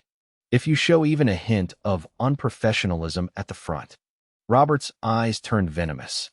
"I cannot guarantee what my soldiers might do in the panic of the capital." Leon froze. He looked at the young man, seeing a monster more greedy and cruel than any northern wolf. It was naked extortion. His family and his foundation were now in Robert's hands. Leon's knuckles turned white, his calloused hands drawing blood from the pressure. After a long silence, the proud Marquis slumped. "I understand," he rasped. "I will lead the troops out at dawn." Robert nodded, regaining his elegant facade as he turned to the window. Outside, the sunset bled red over Orlandia. "For the kingdom, Marquis. History will remember your sacrifice." Robert watched the refugee tide, a cold, triumphant smirk on his lips. In his script, these 30,000 meat shields would spend the next 3 days exhausting the northern forces with their blood. When both sides were crippled, the Medici family would finally strike. He would win this game completely. He would build a new Orlandia, belonging solely to the Medici, upon the corpses of the nobility. In the distance, the first black smoke of war rose from the northern horizon. It was a lovely, chaotic start to the end of the world. The chaotic era had begun its bloody prologue. The smoke of Orlandia faded behind the travelers, replaced by a heavy, killing snow that turned the world pale. The fleeing group struggled through the dense, snow-covered forest. Carriage wheels crunched over frozen branches, sounding like the death knell of their remaining morale. I, riding atop my steed, scanned the woods with a vigilant eye until a low horn blast pierced the wind. It was the homecoming horn, the western border's signal for allies. "It's our people," a scout shouted. Torches flared in the forest, revealing a massive, well-equipped army led by Marquis Toscana Fernando. Toscana. Marquis Marcus was overwhelmed with emotion upon spotting the familiar golden lion banner of the western border. The two forces finally converged. The arrival of these 10,000 fresh troops provided a much-needed anchor for the mission members, who had been reeling since Federico's death. Cries of despair shifted into cheers, reigniting hope among the survivors. In the kingdom's current volatility, this intact army of 10,000 was a significant strategic asset. However, the relief was short-lived. When Marquis Toscana, clad in heavy armor, approached and saw the makeshift hearse carrying the coffin draped in the western border flag, he froze. The towering man removed his helmet, his face twitching with grief. "My duke." He knelt heavily into the snow, shattering the ice. "I am too late." Marquis Marcus dismounted, and the two veterans, with a combined age of over a century, wept together in the blizzard over the fall of the Lion of the West. The surrounding soldiers removed their hats in mourning, the wind howling in sympathy. Moments later, Marcus wiped away his tears. With trembling hands, he produced the black lion ring stained with Federico's blood, holding it high for Toscana and the western troops to see. "Behold, the Duke's private seal," Marcus declared, his voice raspy. His final order. If he falls, the western border must immediately enter a state of independent defense. We no longer obey the royal capital or serve Aurora. We must deliver this ring to Lucius and hold every inch of our land. Seeing the ring, Toscana's grief hardened into a flame of vengeance. He nodded firmly, drawing his sword toward the sky. I obey the order. We shall defend the western border to the death. Defend the western border, the army roared. Yet, despite the vow, Toscana did not order an immediate retreat. He stood up and looked at me with complex, hesitant eyes. Viscount Eli. Toscana took a deep breath, choosing to speak plainly. I have a new report from our scouts. I felt a sinking dread. Speak. Robert Medici of the Southern Territory. That thief has declared himself Kingdom Marshal. Toscana gritted his teeth. To preserve his own strength, he has issued a shameless command. He has forced your father, Marquis Leon Black, to lead the remaining garrison legion and private noble troops to the Valley of Winds, to intercept Moriarty and the Northern Coalition's 50,000 cavalry. My pupils contracted. The Valley of Winds was an open plain, a slaughterhouse for heavy cavalry. Sending Leon and his remnants, there was not a defense. It was a death sentence, using them as human shields. Robert. I spat the name like shards of ice. That damned viper. Toscana felt a pang of sympathy for the young man. He and Leon were old friends. Marcus. Toscana turned to Marcus. We cannot stand by. Leon is in this trap because he covered our retreat. With 10,000 men, we should turn back. We could strike the north from the rear. Many officers echoed the call, but Marcus remained silent. He looked at the coffin, then at his exhausted, albeit spirited, troops. The veteran closed his eyes and shook his head. No, we cannot go to the Valley of Winds. Marcus, we have 10,000 soldiers. Toscana roared in disbelief. I am not insane. Marcus snapped, his eyes bloodshot. Look at your soldiers. Look at our supplies. We abandoned everything to escape. We only have 3 days of rations left. If we return, we face 50,000 fresh northern troops with no supplies. Even if we save Leon, these 10,000 seeds of the western border will be buried there. Marcus pointed to the ring on the coffin, weeping. The Duke's final wish was western border interests first. We must preserve our strength. If we are wiped out here, who will protect our home? Who will resist the coming chaos? We must retreat to the western border. Silence fell. Reason dictated Marcus was right, but the cost was cruel. All eyes turned to me. As a hero of the West, the regent's deputy, and Leon's son, only I could decide. I stood in the snow like an ice sculpture, weighing the options. It's a classic leadership moment, really, the kind that looks great in history books and feels absolutely miserable in real life. On one side was my father, the man who protected me. On the other was the survival of 5,000 men and the future of the West. The Valley of Winds was a death trap. Going meant losing my father and my remaining forces. Staying away meant my father's certain death. There is no greater pain than watching a loved one walk toward death while choosing duty over them. After a long silence, I looked up. My silver eyes were devoid of anger or impulse, replaced by bottomless calm. Marcus is right, I said, my voice chillingly steady. The army cannot turn back. Marcus exhaled, though guilt gnawed at him. Toscana looked stunned, unable to believe the god of war of the West had spoken those words. Eli, that is your father. I know. I interrupted, my voice trembling before hardening again. Because he is Leon Black, I know what he would choose. He traded his life for our escape. If I lead these men to die now, I would be failing him. I turned to my 500 Obsidian Territory Iron Cavalry. We split into 2 groups. Marquis Marcus, Marquis Toscana. Take the mission, the Duke's body, the main infantry, and the supplies. Retreat to the west at full speed. As for Royce, I glanced at my tearful brother tied to a horse.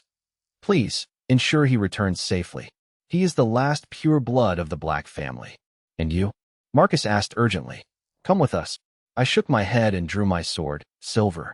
Obsidian Territory, attend. Present, the 500 cavalry roared. Also, I looked at Toscana.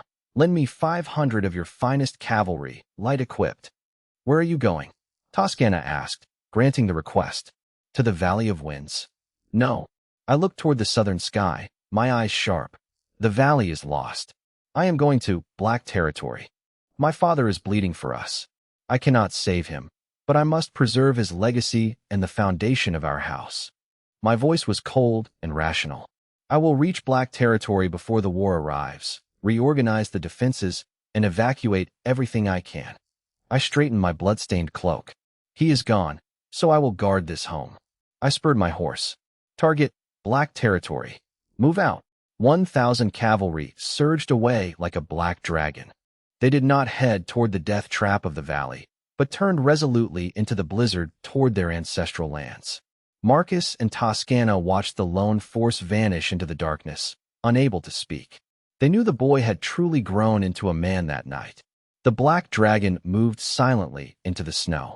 A biting wind whipped through the barren lands on the edge of the black territory, carrying a blizzard that lashed the earth. A low, rumbling tremor shattered the twilight silence. 1,000 iron-clad cavalrymen, each with 2 horses, surged from the storm like a black torrent of steel. After an exhausting, sleepless march, I had finally led my force back to my family's domain. My brow furrowed instantly at the sight. The border village was ablaze, filled with the screams of terrified villagers. A group of ragtag soldiers, flying the banners of the Southern Territory, were wantonly harassing women and looting winter supplies. It's comforting to know that even in the middle of a war, some people still find the time to be complete idiots. These were the hyenas Robert had unleashed to sow chaos. Die! I roared, drawing my silver sword. Charge! Leave no one alive. The Obsidian Territory Iron Cavalry, already seething with rage, needed no further orders. They slammed into the village like starving tigers, slaughtering the unprepared Southern soldiers before they could even react. In a single charge, nearly 100 Southern soldiers were reduced to gore in the snow, denied even the mercy of a plea. My lord, is that young Master Eli? An elderly man, bloodied and in rags, crawled from the ruins. Recognizing the figure atop my steed, he collapsed into the snow, sobbing uncontrollably. Are you the village chief? I dismounted to help him up. Young Master Eli, you've finally returned. The old man gripped my arm desperately. Go to the castle. Save Lord Salus. What happened? My heart sank. Robert's envoy arrived with an army. They've occupied Black Castle, pillaging our lands and forcing Lord Salus to surrender his command. Medici, killing intent surged in my eyes. Buck, I barked, remounting. Order the army to push forward at full speed. Target, Black Castle. Kill anyone who stands in our way. Black Castle, a fortress standing for 500 years, was shrouded in a tense, ominous atmosphere. 500 Southern soldiers were stationed before the gates. They lounged about, gambling and harassing servants, showing total contempt for the castle's masters. It's a bold strategy to act like you own the place when you're about to be evicted by force. A sentry felt the ground tremble and looked up in confusion. A black line was rapidly approaching on the horizon. Before he could identify the banners, an arrow pierced his throat. Enemy attack. The alarm was cut short by the thunder of hooves. I led the charge, slamming into the unsuspecting Southern troops without slowing down. Die! My sword flashed, carving through flesh. These second-rate troops, accustomed only to bullying civilians, were paper-thin against the battle-hardened Obsidian Territory Iron Cavalry. Within minutes, the snow was stained red with the blood of 100 fallen soldiers. I reined in my horse, drenched in blood. Buck, take the cavalry and clear out all the Southern rats. I want no invaders left alive on my land. Understood. Buck rode off. Wolfgang, Lancelot, with me. I dismounted and led my elite guards into the castle gates like a black whirlwind. Inside the council chamber, the atmosphere was explosive. Salus Black sat at the head of the table, face pale, gripping the armrests. Opposite him stood a haughty envoy in silk robes, a member of the Medici family. Lord Salus, the envoy sneered. The marshal's patience is thin. To fight the northern rebels, all families must submit to unified command. If you don't hand over your 6,500 soldiers, it is treason. The Black family army only obeys the Black family. Salus gritted out. The envoy stepped closer, threatening. Don't forget, your father, Marquis Leon, is under the Marshal's command. Unless you want an accident to happen to him. Salas stood up, hand on his sword. Are you threatening me? I am merely stating facts, the envoy replied. Suddenly, the heavy doors were kicked open, crashing to the floor in a cloud of dust. The envoy spun around, shouting, "Insolent fool! Who allowed you to?" His words died in his throat as he saw the white-haired youth. I walked in, sword dripping with blood, my presence crushing. "Who are you?" The envoy stammered. "I am a royal envoy." I ignored him, pointing my blade at the envoy's throat. Two high-ranking knights rushed forward to intervene. "Begone," I hummed. A flash of steel later, both silver-ranked guards collapsed, clutching their severed throats. The envoy's face turned white with terror. You can't kill me. I am a Medici." My sword pierced his heart. The envoy gasped, looked down at the blade, and slumped to the floor. Noisy. I wiped my blade and looked at Salas. "I'm back." Half an hour later, only I, Salas, and a bewildered Lancelot remained. Apparently, being a diplomat is a high-risk career path. Salas slumped in his chair, reeling from the news. "Father, used as a human shield?" He trembled, his eyes filled with rage. "That animal Robert. He had no choice," I said coldly. "To protect our kin in the capital, Father had to compromise." I looked at the map. The regent is dead. The capital is a stagnant pool. And in the north, I pointed to Iron Wall Pass. The pass has fallen. Vesa Moriarty and 50,000 coalition troops have entered. Their vanguard will be here in days. The Black Territory is the first line of defense. We cannot hold. We must evacuate. Take the people and supplies to the west. It is our only hope. No. Salas stood up, reacting violently. Absolutely not. This is our ancestral land. Our roots and glory are here. If we run, what becomes of this land? I am the heir. I will not abandon my territory. I will die at my ancestors' graves. To me, this stubbornness was nothing more than suicidal stupidity, though I suppose it's a very noble way to ensure you never have to pay taxes again. Hold the line. I sneered. With what? Those 6,500 men are mere fodder for the Northern Wolf Riders. If you die, the Black family dies, and Father's sacrifice is wasted. I don't care. Salas roared like a cornered bull. It's a matter of principle. I am no deserter. To hell with your principles. I lost patience and punched Salas square in the face. Salas stumbled, blood leaking from his lip. You dare hit me?" Salas retaliated, and the two began brawling on the floor. Without battle chi or swordsmanship, they fought like children bickering over toys, rolling on the ground in a desperate, primal struggle. Lancelot watched the two powerful men brawling, bloodied and bruised, unsure of how to intervene. Finally, they pulled apart, gasping for air. I wiped blood from my lip, sitting on the ground across from a similarly disheveled Salas. "Are you clear-headed now?" I asked. Salas leaned against a chair leg, breathing heavily. The madness in his eyes faded, replaced by profound helplessness and sorrow. He knew I was right, but the emotional hurdle remained. "Eli," Salas rasped, "I really don't want to leave." "I know." I sighed, patting my brother's shoulder. "It's only temporary. As long as we survive, we will return. Trust me," Salas said, meeting his brother's steady gaze. He realized that the younger brother he once worried about had become the true pillar of the Black family. After a long silence, Salas nodded. He stood up and handed me the family command token. "Pass the order," he said with the authority of a lord. "The territory is under martial law. All commoners are to abandon unnecessary belongings and evacuate immediately." He looked at me with complex emotions. "I don't understand war, and I lack your decisiveness. These 6,500 troops, including the 200 elite Black Raven Knights and 3,000 cavalry, are yours to command. Keep them alive." I gripped the token, feeling its lingering warmth. It was a heavy burden of trust.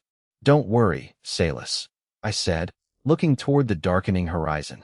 "Whether it's the people or the land, nothing belonging to the Black family will be taken. Move out." The Valley of Winds. Located 100 miles north of the capital, this narrow plain was named for the biting, year-round winds whistling through the canyon. Today, the winds sounded like the wailing of countless vengeful spirits. Marquis Leon Black stood at the front of his formation, letting the blade-like wind lash his stubbled face. He looked past the encroaching northern army toward the road leading to the capital. It was empty. No Medici heavy cavalry, no royal guard. Abandoned, Leon whispered. Though he had sensed it upon leaving the Sun Palace, the confirmation chilled his heart. He, the commander of the capital garrison, along with 8,000 veterans and 20,000 conscripts, had been discarded. My lord Marquis. His adjutant rode up, pale and trembling. Scouts report no reinforcements within 10 miles. And what? The road to the capital is blocked by Southern Territory forces. They have orders to kill anyone attempting to retreat to prevent deserters from reaching the capital. Leon didn't explode in rage. He closed his eyes with a bitter, mocking smile. Blocking our path? Robert, you are ruthless. This wasn't just abandoning them. It was forcing them to fight to the death. Panic began to ripple through the ranks. The conscripted commoners, unaccustomed to such sights, trembled as the northern army surged forward like a black tsunami. We're going to die? I want to go home. Cries and complaints broke out, threatening to collapse the entire defensive line. I suppose collapse is one way to describe a total lack of morale, but it's certainly an efficient way to get us all killed. Leon snapped his eyes open. His despair was replaced by a grim, lethal resolve. All troops, listen up. Leon drew his sword, Guardian, which rang out in the cold air. I know what you fear. You fear death. You wonder why no reinforcements came. You wonder why we face these monsters. I am afraid too, Leon shouted, silencing the soldiers. He turned, pointing his sword toward the distant silhouette of the capital. Look behind you. That isn't just a wall. That is your home. Your wives, your children, your aging parents. His voice grew hoarse and tragic. Robert hides behind walls drinking wine. The nobles flee with their gold. But you, if this line breaks, the northern savages will burn your homes and slaughter your families. Tell me, can you retreat? A step back means your home is destroyed. Your family slaughtered. The word struck like a hammer. A primal fire of protection ignited in the soldiers' eyes. We cannot retreat, someone shouted. Fight them. For our families. Morale surged back from the brink. Leon unfastened his velvet cloak, embroidered with gold, and tossed it into the mud. It was a shame about the dry cleaning bill, but the theatrics were necessary. He removed his plumed helmet, revealing his weathered face. He wore only his battered, dented black plate armor. He was no longer a high-ranking noble, but a soldier ready to die. I cannot promise you gold or titles, for the dead need no glory. But I promise this. As long as I draw breath, no northerner will cross over my corpse. I, Leon Black, will be the first stone in this wall, living and dying with you. Live and die together, the soldiers roared. The cry of 30,000 men drowned out the northern war drums.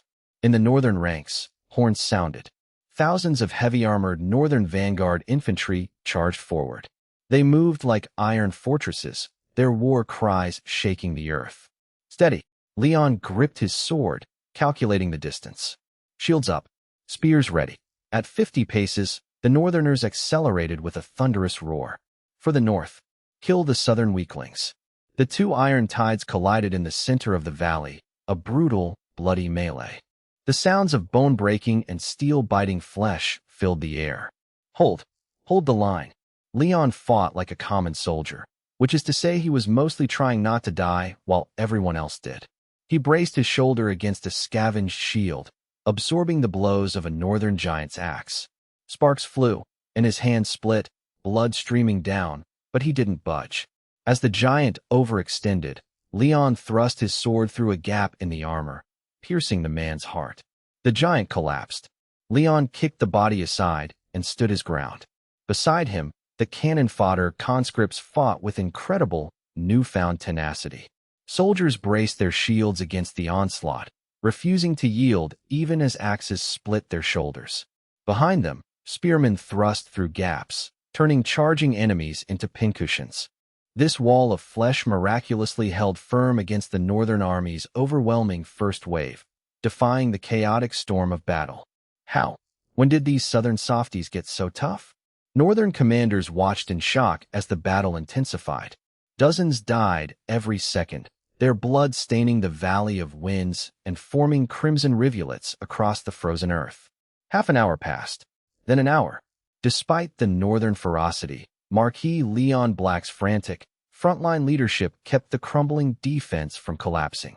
Gasping for air, blood and sweat stinging his eyes, Leon sensed the northern offensive weakening. The northerners, far from home and exhausted by their failed assault, were losing momentum. It was the perfect opening. Now, Leon's eyes flashed with intensity. Pushing aside his shield, he raised his sword and roared, "Elite Guard! With me! Counterattack!" 500 black family guards surged forward like tigers, following Leon's black silhouette into a desperate charge. Leon led the way, his swordsmanship as lethal and seasoned as it had been 20 years ago. A northern captain lunged with a flail, but Leon sidestepped and decapitated him in a single stroke. He then cut down 2 more warriors attempting to surround him. The Marquis is invincible. Inspired by Leon, the conscripts were infected by his wild battle intent. Red-eyed, they discarded their shields, grabbed axes and broken blades, and joined the charge. This suicidal ferocity threw the northern ranks into chaos. The invincible northern vanguard was pushed back 100 meters, shifting the tide in favor of the royal territory. "Are we winning?" A young soldier cheered, but Leon remained grim. He stared at the motionless northern duke's banner, a deep sense of dread rising in his chest. The true nightmare had yet to begin. On a distant ridge, Duke Winston of the North watched the vanguard's failure without anger. Mounted on an ice wolf, he looked down at the battlefield with a cruel, mocking smirk. Leon Black, a tough bone indeed. But even the hardest bone cannot stop a starving pack. He pulled a pale bone whistle from his cloak. The whistle, carved from a giant beast's leg bone, radiated an unsettling, chilling aura. A shrill, soul-piercing sound echoed throughout the Valley of Winds. Hearing the signal, the northern soldiers immediately parted, creating wide corridors. The ground trembled. A foul, bloody stench filled the air. "What is that?" A royal soldier screamed, pointing to the northern rear where countless glowing green eyes appeared in the dust. "I really hope those aren't the local wildlife." Hundreds of massive, calf-sized beasts with steel-like fur charged out. Icefield dire wolves. These were not mere animals, but killing machines raised on blood and drugs. "Awoo!"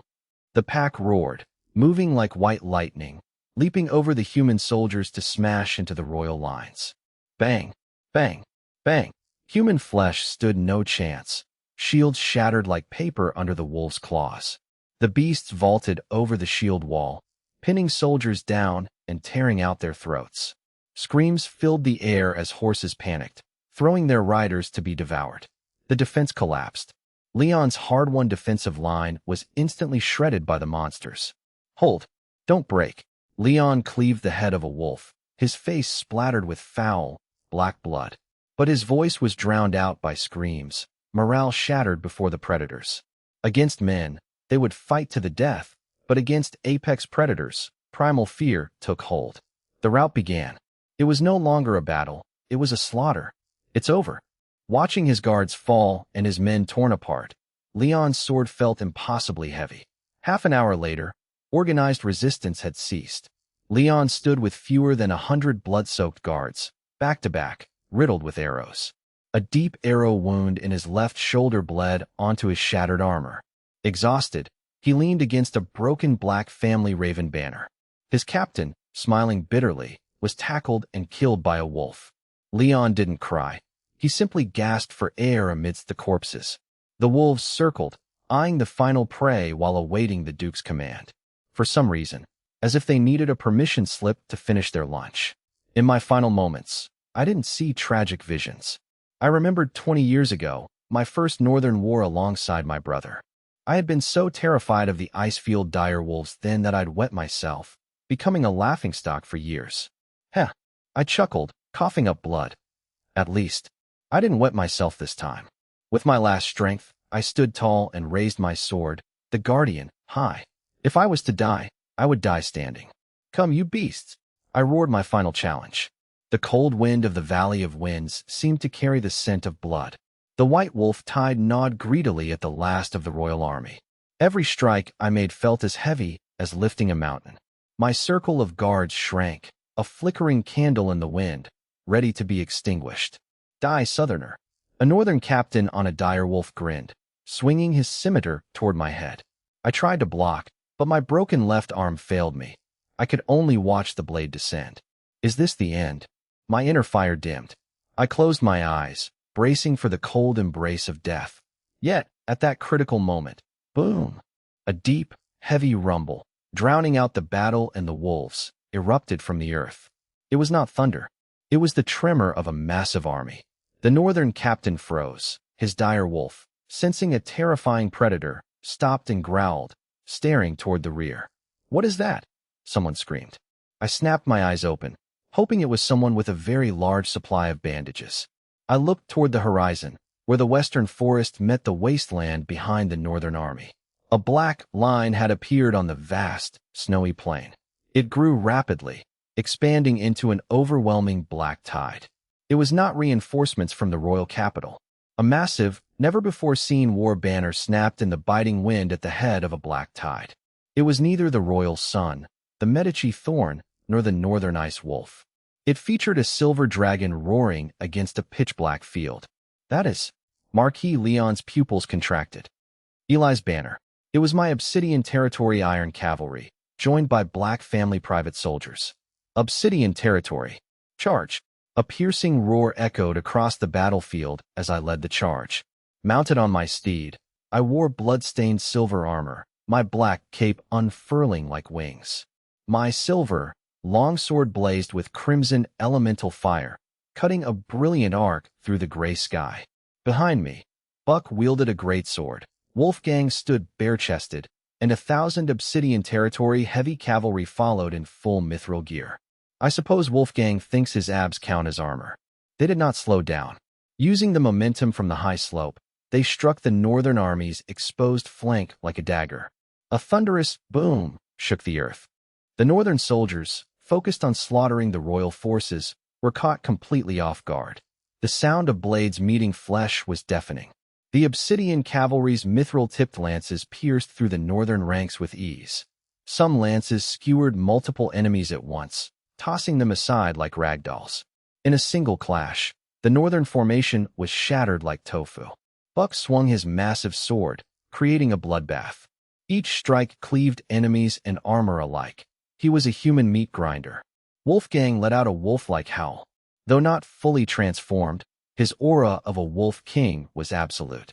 The Icefield dire wolves, sensing this primal dominance, recoiled in instinctual terror. They whined and retreated, their assault stalling. "What's happening? The wolves are out of control," the northern beastmasters screamed. The tide turned. My 4,000 cavalry acted like a scalpel, severing the northern army's spine. They carved through the ranks, leaving carnage in their wake. Death to those who block me. I beheaded a northern commander and his mount with a single swing of my flaming sword. The severed head rolled away, frozen in shock. It really was a terrible time for a headache. I finally broke through to the blood-soaked circle where my father stood. I reined in my horse, looking at the old man leaning against a broken banner. "Father." I reached out, my hand bloodied but steady. Leon looked up at his son, the god of war, and tears welled in his eyes. "Eli." He gripped his son's hand. The surviving royal soldiers erupted in cheers, their morale restored by the arrival of the Western savior. The fleeing royal soldiers, seeing the dragon banner, felt their terror vanish. Survival turned to vengeful rage. Follow the cavalry. Kill them all. The remaining soldiers rallied behind the Obsidian Iron Cavalry to counterattack. Meanwhile, the northern army fell into chaos. Flanked and with their wolves out of control, the northern forces panicked. On a distant slope, Winston watched the disaster, his face dark. Where did that cavalry come from? He stared at the dragon banner with unease. Their equipment and discipline far surpassed any royal unit he had encountered. Even his elite wolf riders would struggle against them. "Duke, our rear is collapsing. We must retreat." Winston, though arrogant, was no fool. He ordered a withdrawal 30 miles north. Vesa Moriarty protested. "Duke, are you mad? The capital is right there. If we hold our ground, we can still win. Taking the capital is the priority. If they regroup, we lose our chance." Vesa was consumed by desperation. He had planned this for too long to fail now. Winston pointed at the broken formation. How? My wolves are useless. He eyed me, probably wondering if I had a spare miracle up my sleeve. This cavalry is dangerous. I won't waste my elites here. If this bone is too hard to chew, we'll spit it out. Winston smirked. They've moved all their forces to the capital. What about the rest of the territory? Burn the towns and farms. Let the capital become an island. Vesa tried to argue. Winston interrupted, his tone sharp. I have a question for you, Marquis. Why haven't we seen a single soldier from your eastern territory? Vesa faltered. Winston ignored him and signaled the retreat. The northern army withdrew into the snow, leaving thousands of corpses behind. The battlefield fell silent. The sun set like blood over the carnage. Leon, wounded, watched the field, his eyes bright with pride. He observed me directing the cleanup, my obsidian iron cavalry standing in disciplined silence. The black armor, the masks, the dragon banner. Was this really his troublemaking son? Could the barren West produce such an army? I suppose even a disaster can occasionally produce something functional, like a toaster or a legion. Leon felt a surge of shock and profound pride. Father, I approached. I dismounted, my silver armor scarred and bloody, my posture rigid. They stood face to face. I saw my father's wounds and reached out to support him.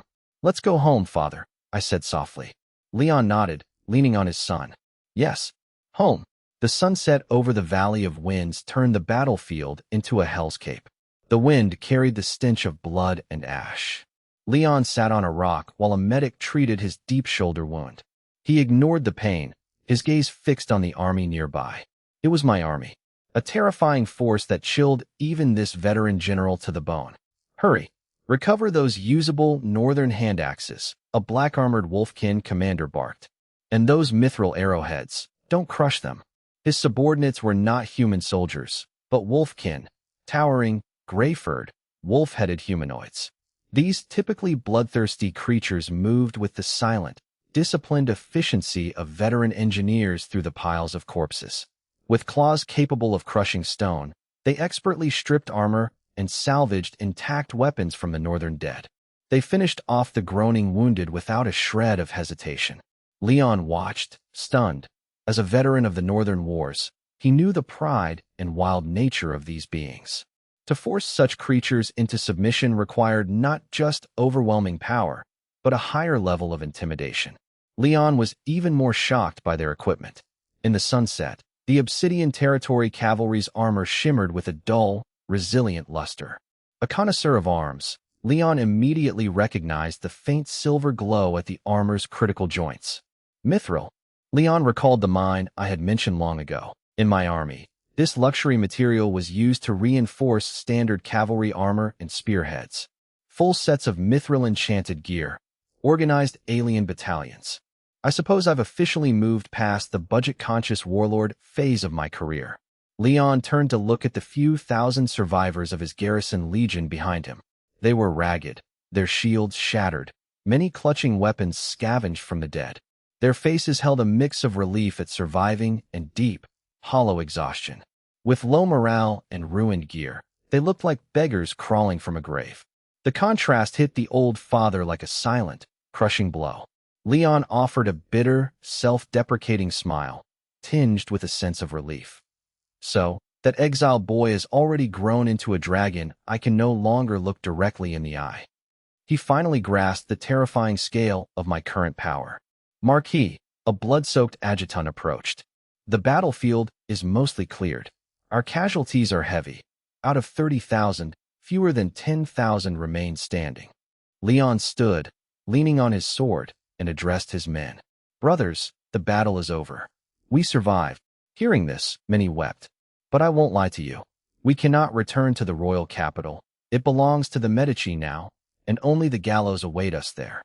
We are heading to the western border, a desolate and dangerous front. Leon looked at them candidly.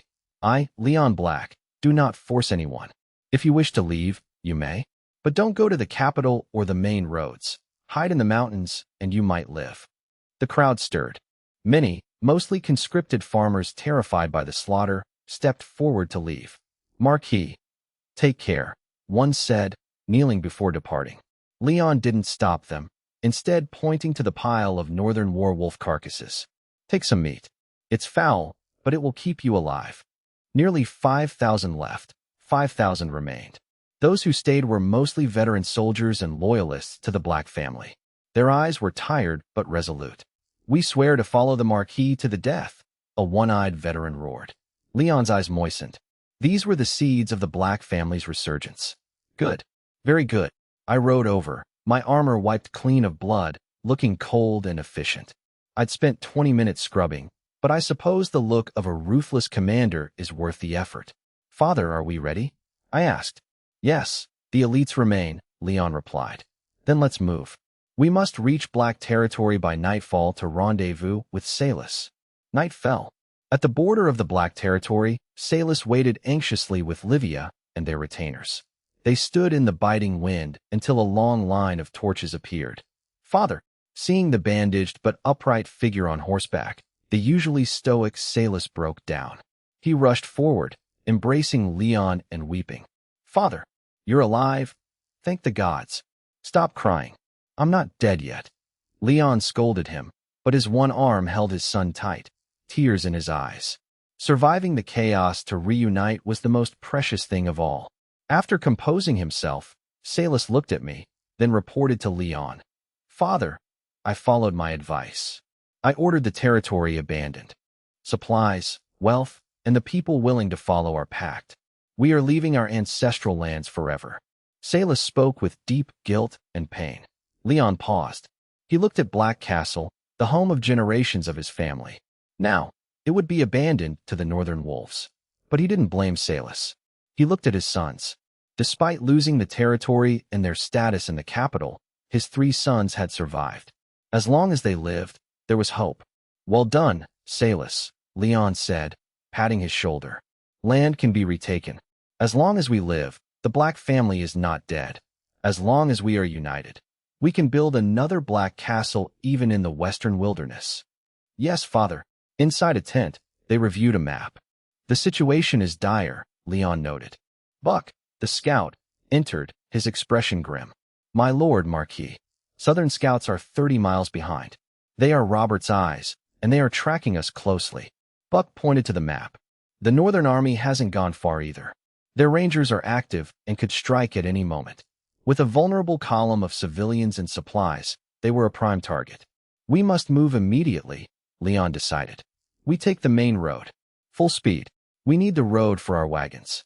If we reach the Greystone Corridor in 2 days, we enter the western border's control. It was the safest, most conventional route. No, I interrupted coldly. Because apparently, we were aiming for a scenic tour of an ambush site. We cannot take the main road. Leon frowned. Why? It's the fastest.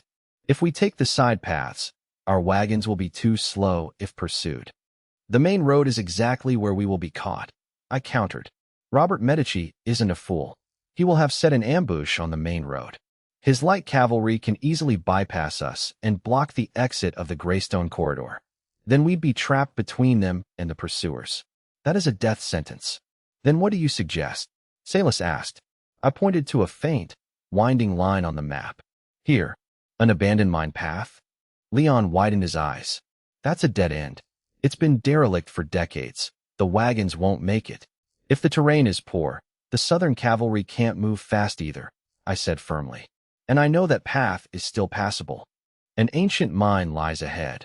Crossing it allows us to bypass Robert's encirclement. This was a desperate gamble, yet my only hope. Despite my intelligence network's dormancy, it had provided this crucial lead. But Leon hesitated, fearing the mine could collapse and trap them all. Father, I said, meeting his gaze directly. My eyes lacked their usual humility, replaced by a commanding, regal authority. I will ensure our safety. The surrounding retainers held their breath. This was a clash of power. Leon observed my confidence and the Obsidian Territory Iron Cavalry that answered only to me. He realized the era had shifted. The child he once protected now possessed superior wisdom and strength. In these chaotic times, the world needed a bold leader capable of breaking rules to survive, not an old general clinging to the past. After a long silence, Leon exhaled, shedding his burden. Fine. He nodded, sounding relieved. I'll follow your lead. The troops assembled in the biting wind. I rode to the front, drew my sword, and pointed toward the dark, abandoned mine. All troops. Target, Black Iron Mountains. Move out. Behind me, Leon Black silently reined in his horse, intentionally falling behind. He deliberately lagged half a horse length behind me. Salis and the rest of the Black family witnessed this clear shift in hierarchy. It signified the transfer of supreme authority. The mantle of leadership had officially passed from the old generation to the young me. The army marched on. The night in Orlandia was deathly still. The marshal's command room in the Sun Palace, once Federico's, now belonged to another. Heavy curtains blocked the night, while the fireplace provided warmth. I suppose even conquerors enjoy not freezing to death. Robert sat behind the mahogany desk, swirling a glass of wine. He sipped vintage red wine from the Emerald Manor, expecting news that the battle at the Valley of Winds had ended. He assumed the northern Mad Dogs had shredded Leon and his garrison legion. The cannon fodder he'd sent should have already sated the North's fury. With Leon dead, the Black family's military presence in the capital would vanish. Salis and Royce would be toothless tigers, and I would be nothing but a wandering outlaw. Robert chuckled. It's nice to know my career path was so clearly mapped out by his imagination. The rich taste relaxed his frayed nerves. This was the taste of power. Suddenly, a wounded scout burst into the room, stumbling over the carpet. The scout fell at Robert's feet in his haste. Robert frowned, annoyed by the lack of decorum. "What's the panic?" he asked, wiping his mouth. "Speak slowly. Is Leon dead? How far have the Northerners advanced?" The scout looked up, trembling. "No, Marshal. The situation at the Valley of Winds. It changed." "Changed?" Robert paused. "How? Could that ragtag army stop the Northern Iron Cavalry?" "No. Reinforcements." A mysterious heavy cavalry appeared. The scout gasped, just as the garrison legion was about to fall. I, Eli Black. I led a terrifying cavalry unit flying the Black Dragon flag, striking the Northerners from the flank. Robert's pupils constricted. Black Dragon flag? The scout confirmed they were armored in black, even including wolfkin who suppressed the ice wolves. Then what? Robert's voice turned cold. Duke Thor didn't want to fight. He ordered a retreat to attack cities around the royal territory instead. The scout lowered his head, fearing Robert's gaze. I successfully rescued Marquis Leon. The garrison legion suffered, but the core remains. They aren't returning to the capital. They're retreating toward the west. What? Crack. Robert shattered his crystal glass on the floor. Red wine splattered across the expensive carpet like fresh blood. Robert stood, his face twisted in rage. Not dead. Leon isn't dead. And I saved them. This was a failure of his borrowed knife strategy.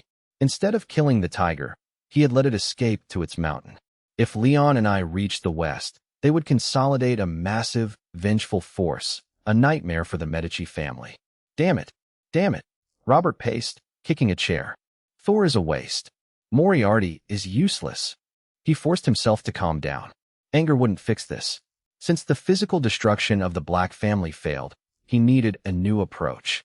A sinister glint appeared in his eyes. Fine. You want to be a hero? I'll grant your wish. Robert turned to the map, his gaze fixed on the west. If I can't kill your body, I'll destroy your name. I will ensure you, your father, and the entire Black family are disgraced and ruined forever. Late that night, Sun Palace Council Chamber. Nobles were roused from sleep by urgent bells. They gathered, disheveled and panicked. Fearing the Northerners had breached the city, they found Robert sitting by the throne, alongside the drowsy young King Aidan. It's always comforting to be woken up at midnight just to watch a grown man throw a tantrum. Gentlemen, Robert began. His voice was heavy with feigned grief. We just received the latest report from the Valley of Winds. Prime Minister Rhine asked anxiously, "What is the result? Did we hold?" Robert looked at Rhine with hidden mockery, then put on a pained expression. "We held, but we didn't." He sighed and slammed a forged report onto the table. "Gentlemen, we have been betrayed. We have been betrayed by the garrison legion commander we trusted, Marquis Leon Black, and that so-called hero of the West, I." The hall erupted in shock. Robert Medici took a deep breath, launching into a calculated performance. According to the tearful accounts of survivors, He began, his voice dripping with feigned agony. At the height of the battle, while our soldiers bled, Leon Black fled to preserve his private soldiers, abandoning his post. This caused the entire defensive line to collapse, leading to the slaughter of countless loyal Royal Territory sons by the Northerners. But that is not the worst of it, Robert snarled, his expression turning vicious. The most detestable is I. He appeared with an army, but it was filled with monsters, the Northern Wolfkin, man-eating beasts. How could a noble command Northern demi-humans? Robert roared, pointing west. The truth is clear. I have colluded with the North. The events at the Valley of Winds were a staged deception.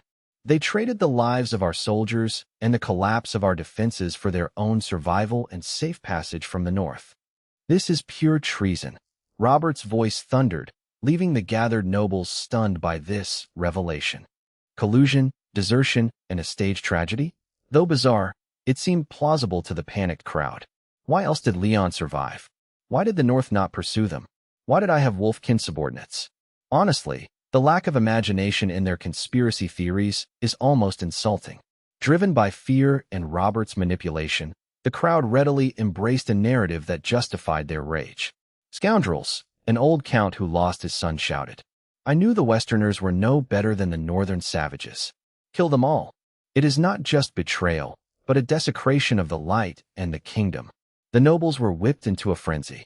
Prime Minister Ryan Graham, knowing Leon's character, wanted to intervene, but seeing the bloodthirsty crowd and Robert's threatening gaze, he realized the truth had already been rewritten. Robert turned toward the young King Aidan.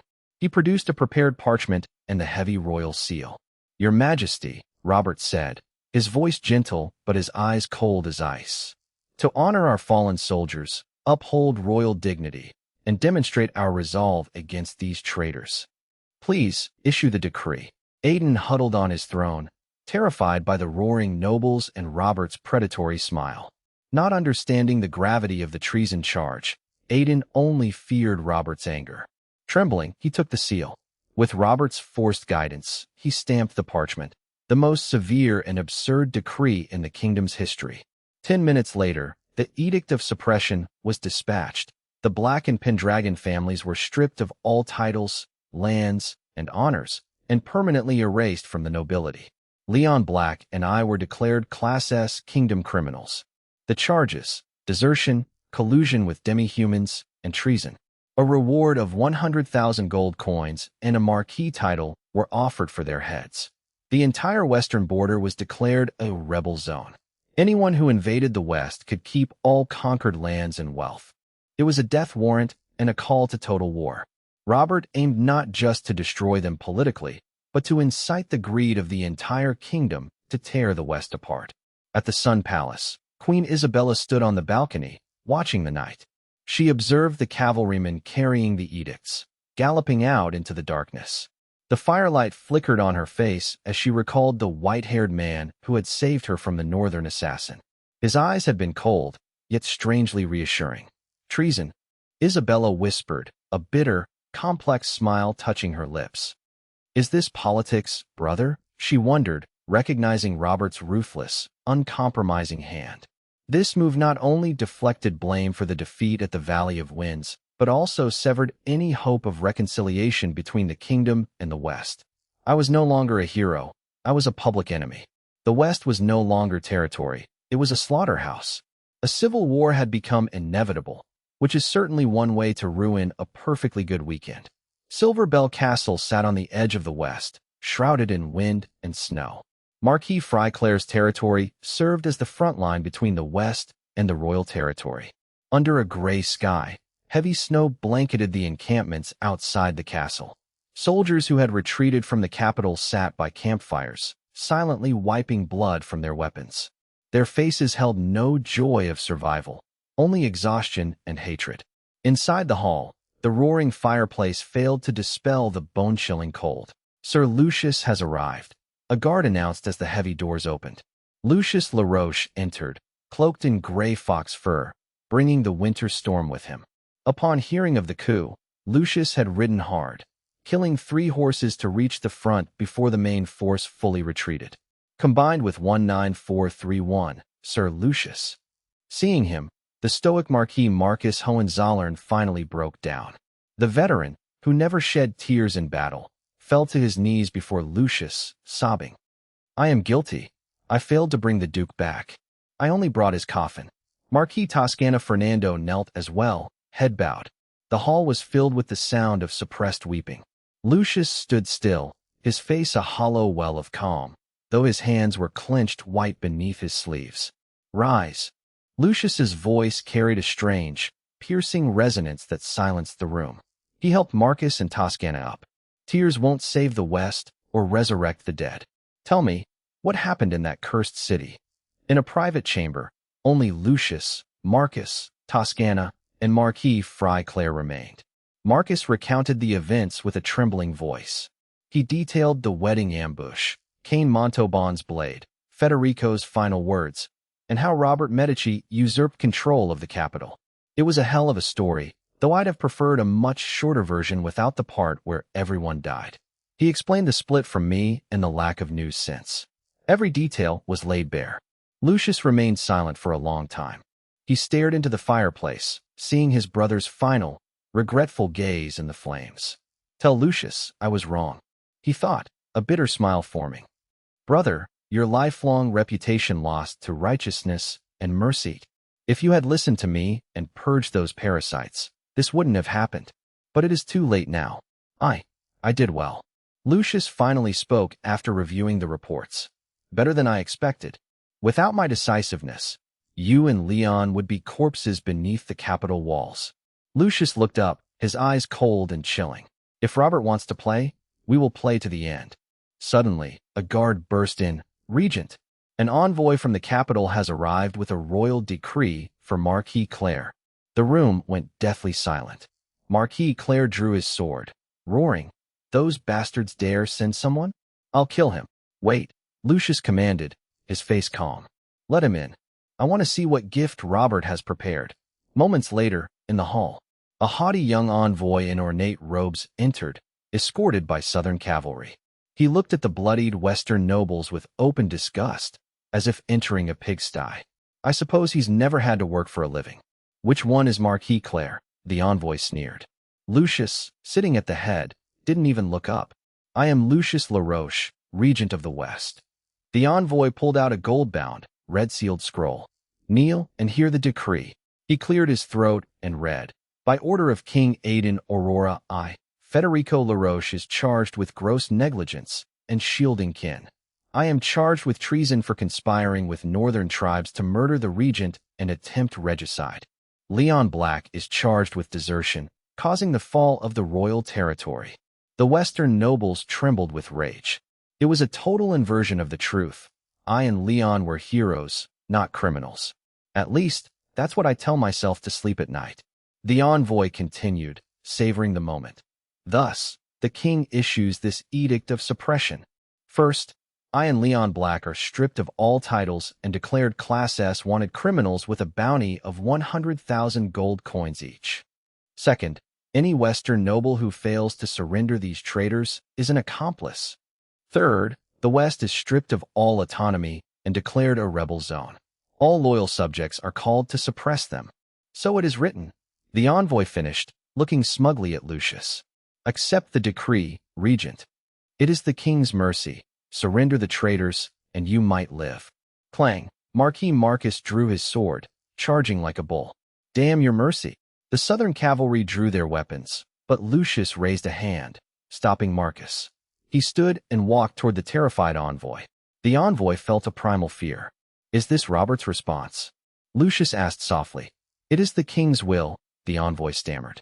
"Do you dare defy it?" Lucius smiled coldly and took the scroll. He didn't even check the seal. He turned and tossed it. The edict of suppression landed in the roaring fireplace. As it burned, the envoy shrieked, "Treason! That's a death sentence." Lucius brushed off his hands. "Go tell Robert. Don't bring me paper that isn't even fit to wipe my ass." The West's guilt isn't judged by cowards drinking wine in castles, but by iron and blood. Get out, before I decide to take your head." Terrified, the envoy and his guards fled the castle. Silence filled the hall. Burning the decree meant total war. The West was no longer a vassal, but an independent enemy. Regent, Marquis Marcus asked, shall we mobilize our forces? The Southern Army will be here soon. We have little time. Lucius shook his head. War is certain, but not the priority. He signaled his captain of the guard, a man known as the Golden Lion's Tooth. The captain stepped from the shadows. Lucius looked at him with grave intensity. Take 100 elite Golden Lion Knights. Ride to the Obsidian Territory. Find my wife, Lynn. Bring her back to Thorn City unharmed. If she loses a single hair, don't return. The captain saluted and left. The nobles were bewildered. Why prioritize a woman over military mobilization? Even if she was my wife, was she worth the elite guard? It's a bold strategy to start a war by prioritizing my domestic life, but I've never been one for conventional diplomacy. Lucius stared at the dying fire. Robert thought a piece of paper could crush them. How naive, Lucius thought. If they were to be rebels, they would not be subjects. If there is a divine will, we shall crown a true queen, one with the ancient Aurora bloodline to silence them all. A queen who also carries the ancient bloodline of Aurora, one who can force everyone to hold their tongues. Outside, the blizzard intensified. Bad news spreads faster than plague. Western rebellion, civil war, swept the kingdom in 2 days. Even with the official roads blocked, the news traveled. But rumors were like crows with wings. They flew over mountain passes and high walls, landing in the taverns of every town in the western border and on the desks of every lord. Have you heard? That Viscount Eli. He colluded with the northern barbarians and assassinated the regent at the king's wedding. My God, how could that be? Isn't the regent his relative? Who knows? They say that Eli is a madman who would do anything to seize power. Now, His Majesty the King has issued an edict of suppression to trample the entire western border into the ground. Panic began to spread across the edges of the western border, especially for those minor nobles situated on the border between the western border and the royal territory, who usually played both sides for profit. They were now on pins and needles. As they looked at the edict of suppression that had arrived through secret channels, reading the promises of 100,000 gold coins and a marquis title, greed and fear intertwined wildly in their hearts. The sky over the western border seemed truly on the verge of collapse. Inside the council chamber of Silver Bell Castle, the atmosphere was more oppressive than the blizzard outside. Lucius sat at the head of the table, his gaze sweeping calmly over the border lords standing below. These men, who usually acted subserviently toward the western border, had become restless upon hearing the edict from the royal capital. Lord Regent, a bloated baron, wiped the cold sweat from his forehead and stepped forward, bracing himself. The rumors outside are spreading fiercely. They say that Viscount Eli colluded with the barbarians and murdered the regent. And the royal capital has already branded us as rebels. He stole a glance at Lucius's expression and cautiously probed. This subordinate feels this is a misunderstanding. A massive misunderstanding. Shouldn't we send envoys to the royal capital to explain? After all, we are loyal to the kingdom. If we clash head-on with the royal capital now, I fear. Yes, let's explain. We cannot bear the stigma of treason. Several other minor lords chimed in, their eyes darting about. It was clear they were already planning their own escape routes. Listening to this clamor, Lucius felt a cold sneer tug at the corner of his mouth. Explain? Explain that you are innocent to a pack of jackals who want to eat your flesh and drink your blood? That is the wailing of the weak, not the language of the strong. Are you finished? Lucius gently set down his teacup. The porcelain clinked against the wooden table with a soft clack. The sound was not loud, but it silenced the hall instantly. Do you think the western border needs to explain itself? Lucius stood up and walked slowly toward the bloated baron. He looked into the man's shifty eyes, reached out, and straightened his crooked tie. It was a nice gesture, considering he was about to ruin the man's entire afternoon. The land of the western border was carved out with swords and plows, not with wagging tongues. When the nobles of the royal capital were drowning in debauchery at balls, we were bleeding. When they were fighting for power, we were defending against the Federation. Lucius's voice was soft, yet it carried a bone-chilling coldness. Now, they have killed our duke, and they want to splash filth on us and force us to kneel and confess. And you? Lucius's fingers suddenly tightened. gripping the Baron's collar until the man's face turned purple. Instead of seeking revenge, you are thinking of how to wag your tails and beg for mercy. Lord Regent, spare me. The Baron struggled in terror, sensing the killing intent. Too late. Lucius released him and said indifferently, clang. The personal guards standing by instantly drew their swords. A flash of cold light. The bloated head rolled to the floor, the expression of terrified pleading still frozen on its face. Fresh blood sprayed out, staining the boots of everyone present. The other minor lords were scared out of their wits and collapsed to the ground with a thud. Drag them away. Lucius didn't even glance at the corpse, ordering coldly. Confiscate their family assets to be used as military funds. Anyone suspected of colluding with the enemy is to be executed without mercy. Yes. The fierce personal guards rushed forward, dragging away the crying, begging fence-sitters. Soon, screams echoed from outside the castle. Inside the hall, the remaining Western nobles were silent as cicadas, each straightening their backs, not daring to breathe loudly. Lucius scanned the room, his gaze like iron. Issue an order to the entire territory. His voice echoed in the empty hall, every word nailing itself into the hearts of those present. The western border needs no explanation. Here, there is only one voice, and that is the voice of revenge. Here, there is only one flag that represents justice. That is the flag of the La Roche Golden Lion. Meanwhile, in the heart of the western border, a massive and silent procession finally emerged from the dark, damp, abandoned mine tunnel. When the long-awaited sunlight pierced the clouds and fell upon me at the front of the column, I took a deep breath. The air no longer held that damp, rotting stench. Instead, it carried the scent of the western border, dry dust, and biting cold wind. It was the scent of home. Finally back. I reined in my warhorse and looked back.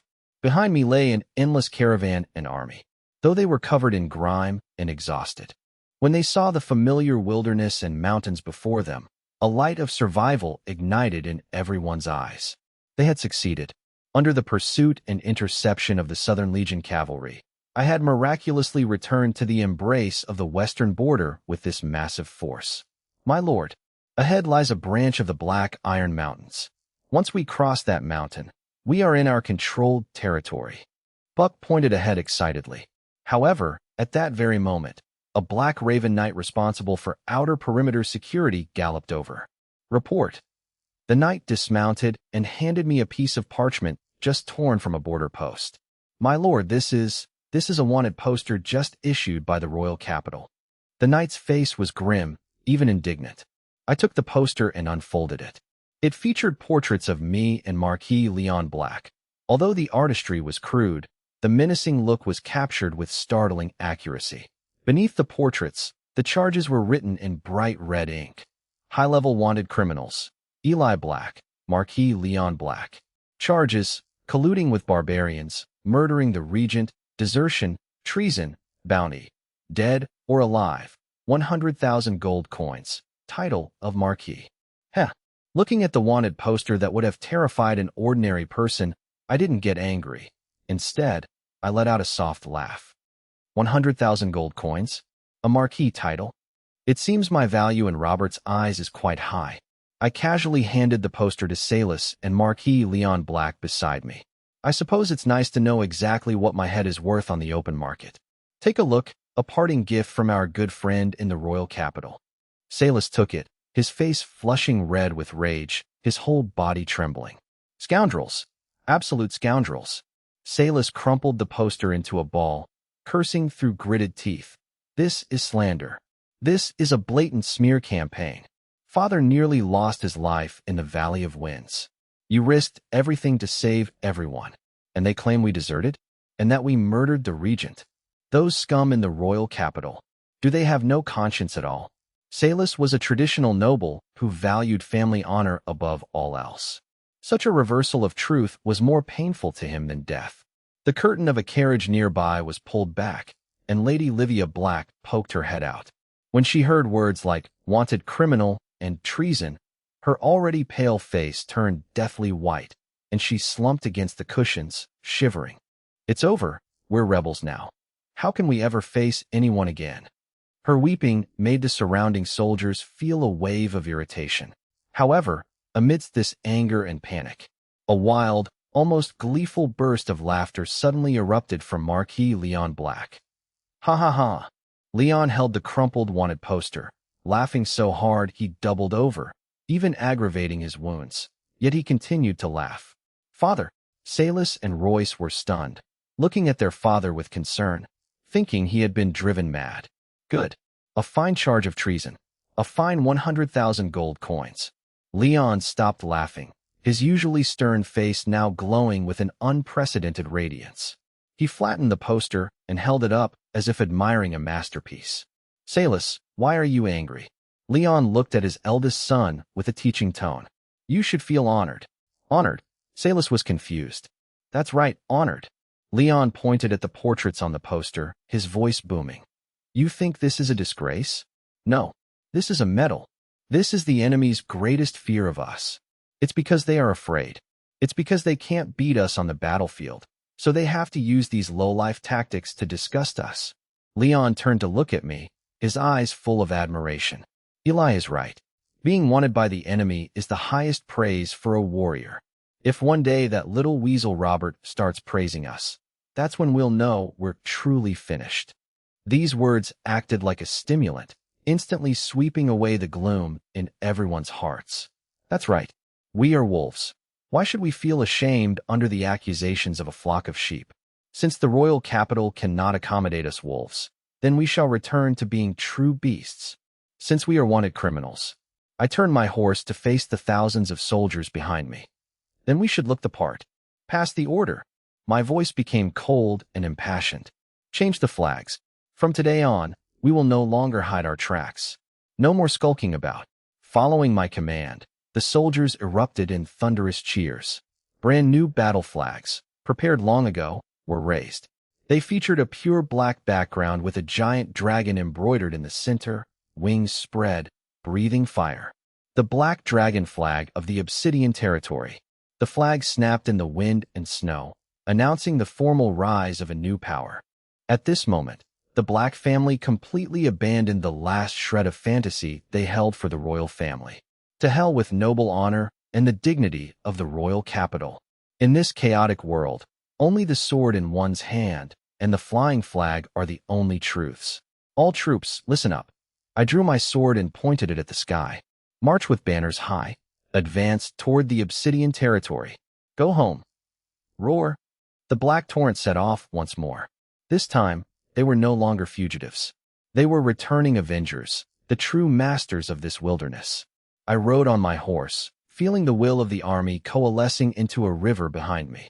I knew that settling these nearly 10,000 soldiers and countless refugees, dealing with the coming encirclement, and facing the threat from the north would be difficult. But I was not afraid. Once the troops are settled, we head to Thorn City. I calculated in my heart, already dreading the mountain of paperwork that would inevitably follow. In the northern part of the royal territory lay the prosperous Silver City. This wealthy city, once famous for its silverwork and exquisite silk, had now completely devolved into a burning hell on earth. The sky was obscured by thick smoke, and the once pristine snow was stained a nauseating dark brown by soot and blood. Boom! A loud crash echoed as the ornate carved gates of the city lord's mansion were smashed to pieces. An ice-fueled dire wolf, the size of a bull, roared as it charged into the courtyard. Its ghostly green eyes were filled with bloodthirsty longing, and its massive claws easily shattered a noble carriage attempting to flee. Help!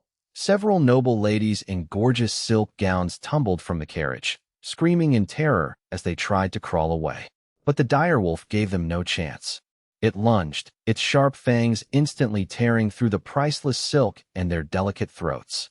Blood sprayed onto the scattered porcelain, the contrast of red and white shocking to the senses. Ha! Loot! Loot everything.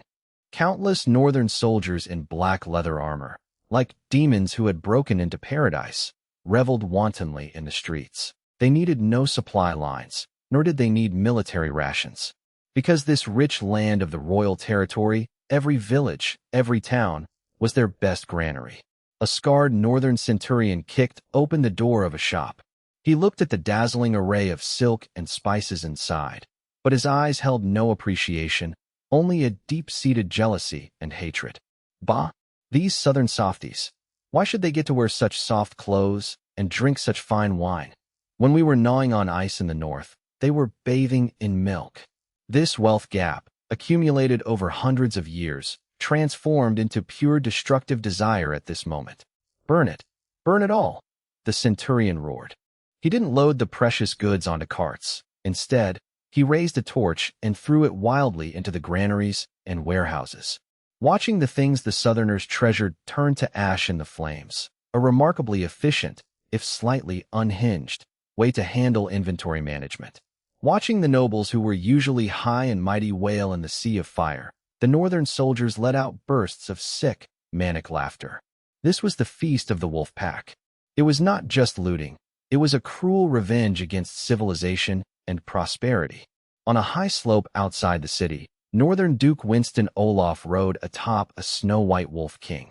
He wore a heavy black bear fur cloak and gripped a blood-dripping two-handed battle axe. He watched the burning city below, the firelight reddening half the sky. The cold wind ruffled his wild, lion-like mane of a beard, but it could not disperse the coldness in his eyes. What beautiful flames! Winston inhaled the scorched air, a look of intoxication on his face. Only by burning these decaying nests of comfort can this land return to its original state. Return to that hunting ground where the strong prey on the weak. He swung his battle axe, pointing toward the vast, fertile plains to the south. Pass the order. There are more and better things waiting for them ahead. Loot, burn, kill, until we conquer Orlandia. Awoo! Countless dire wolves howled at the sky, responding to their master's ambition. At the same time, 100 miles south of the royal capital, on the Golden Avenue. Unlike the chaos and bloodshed in the north, here there was a suffocating sense of order and lethality. On the wide, flat road, an army of staggering size was slowly advancing northward. Sunlight shone on their uniform armor, reflecting a sea of purple light. This was the main ace of the Medici family of the Southern Territory, the Violet Legion.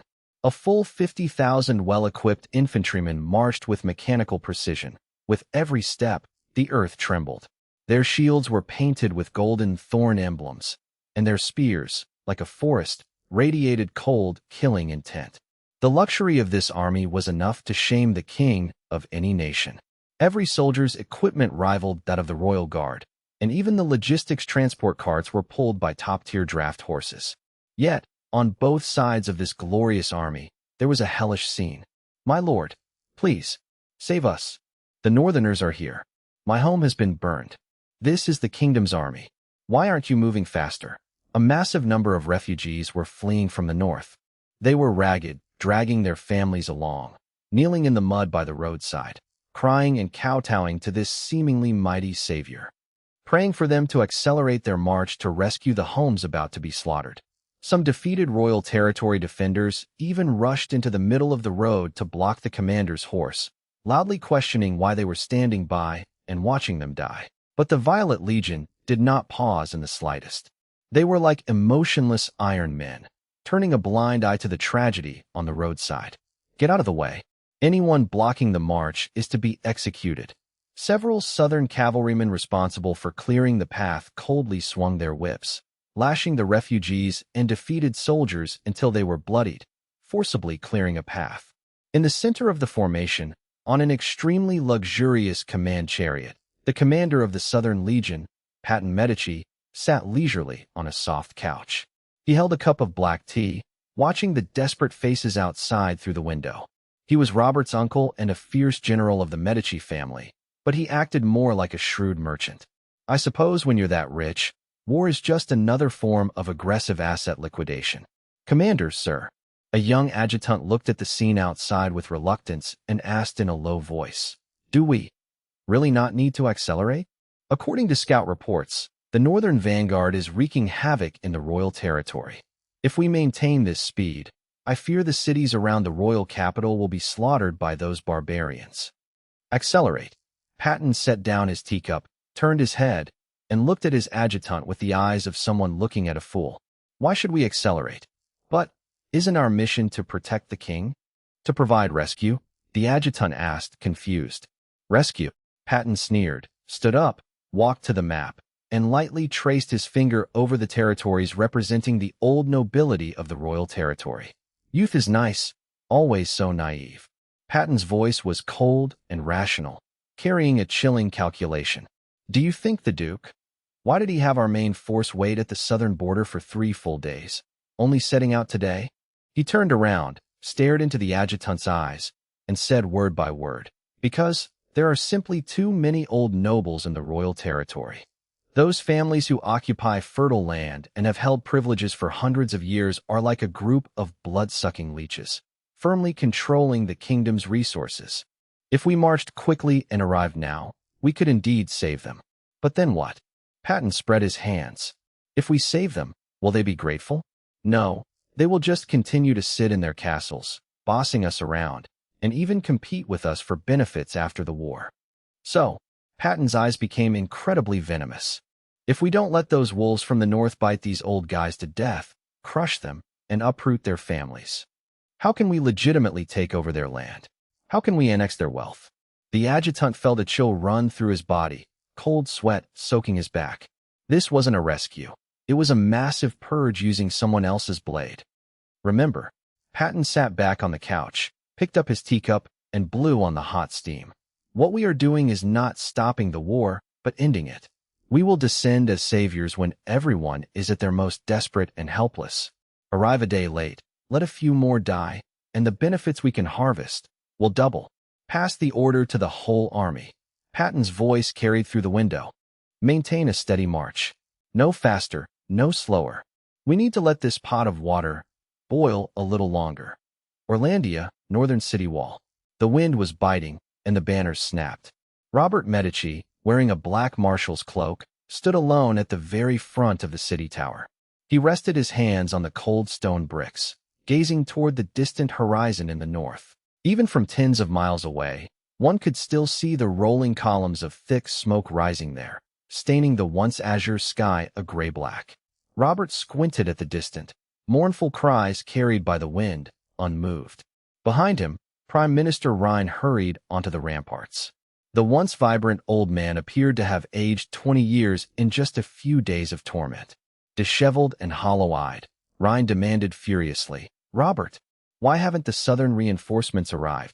He pointed a trembling finger toward the northern fires.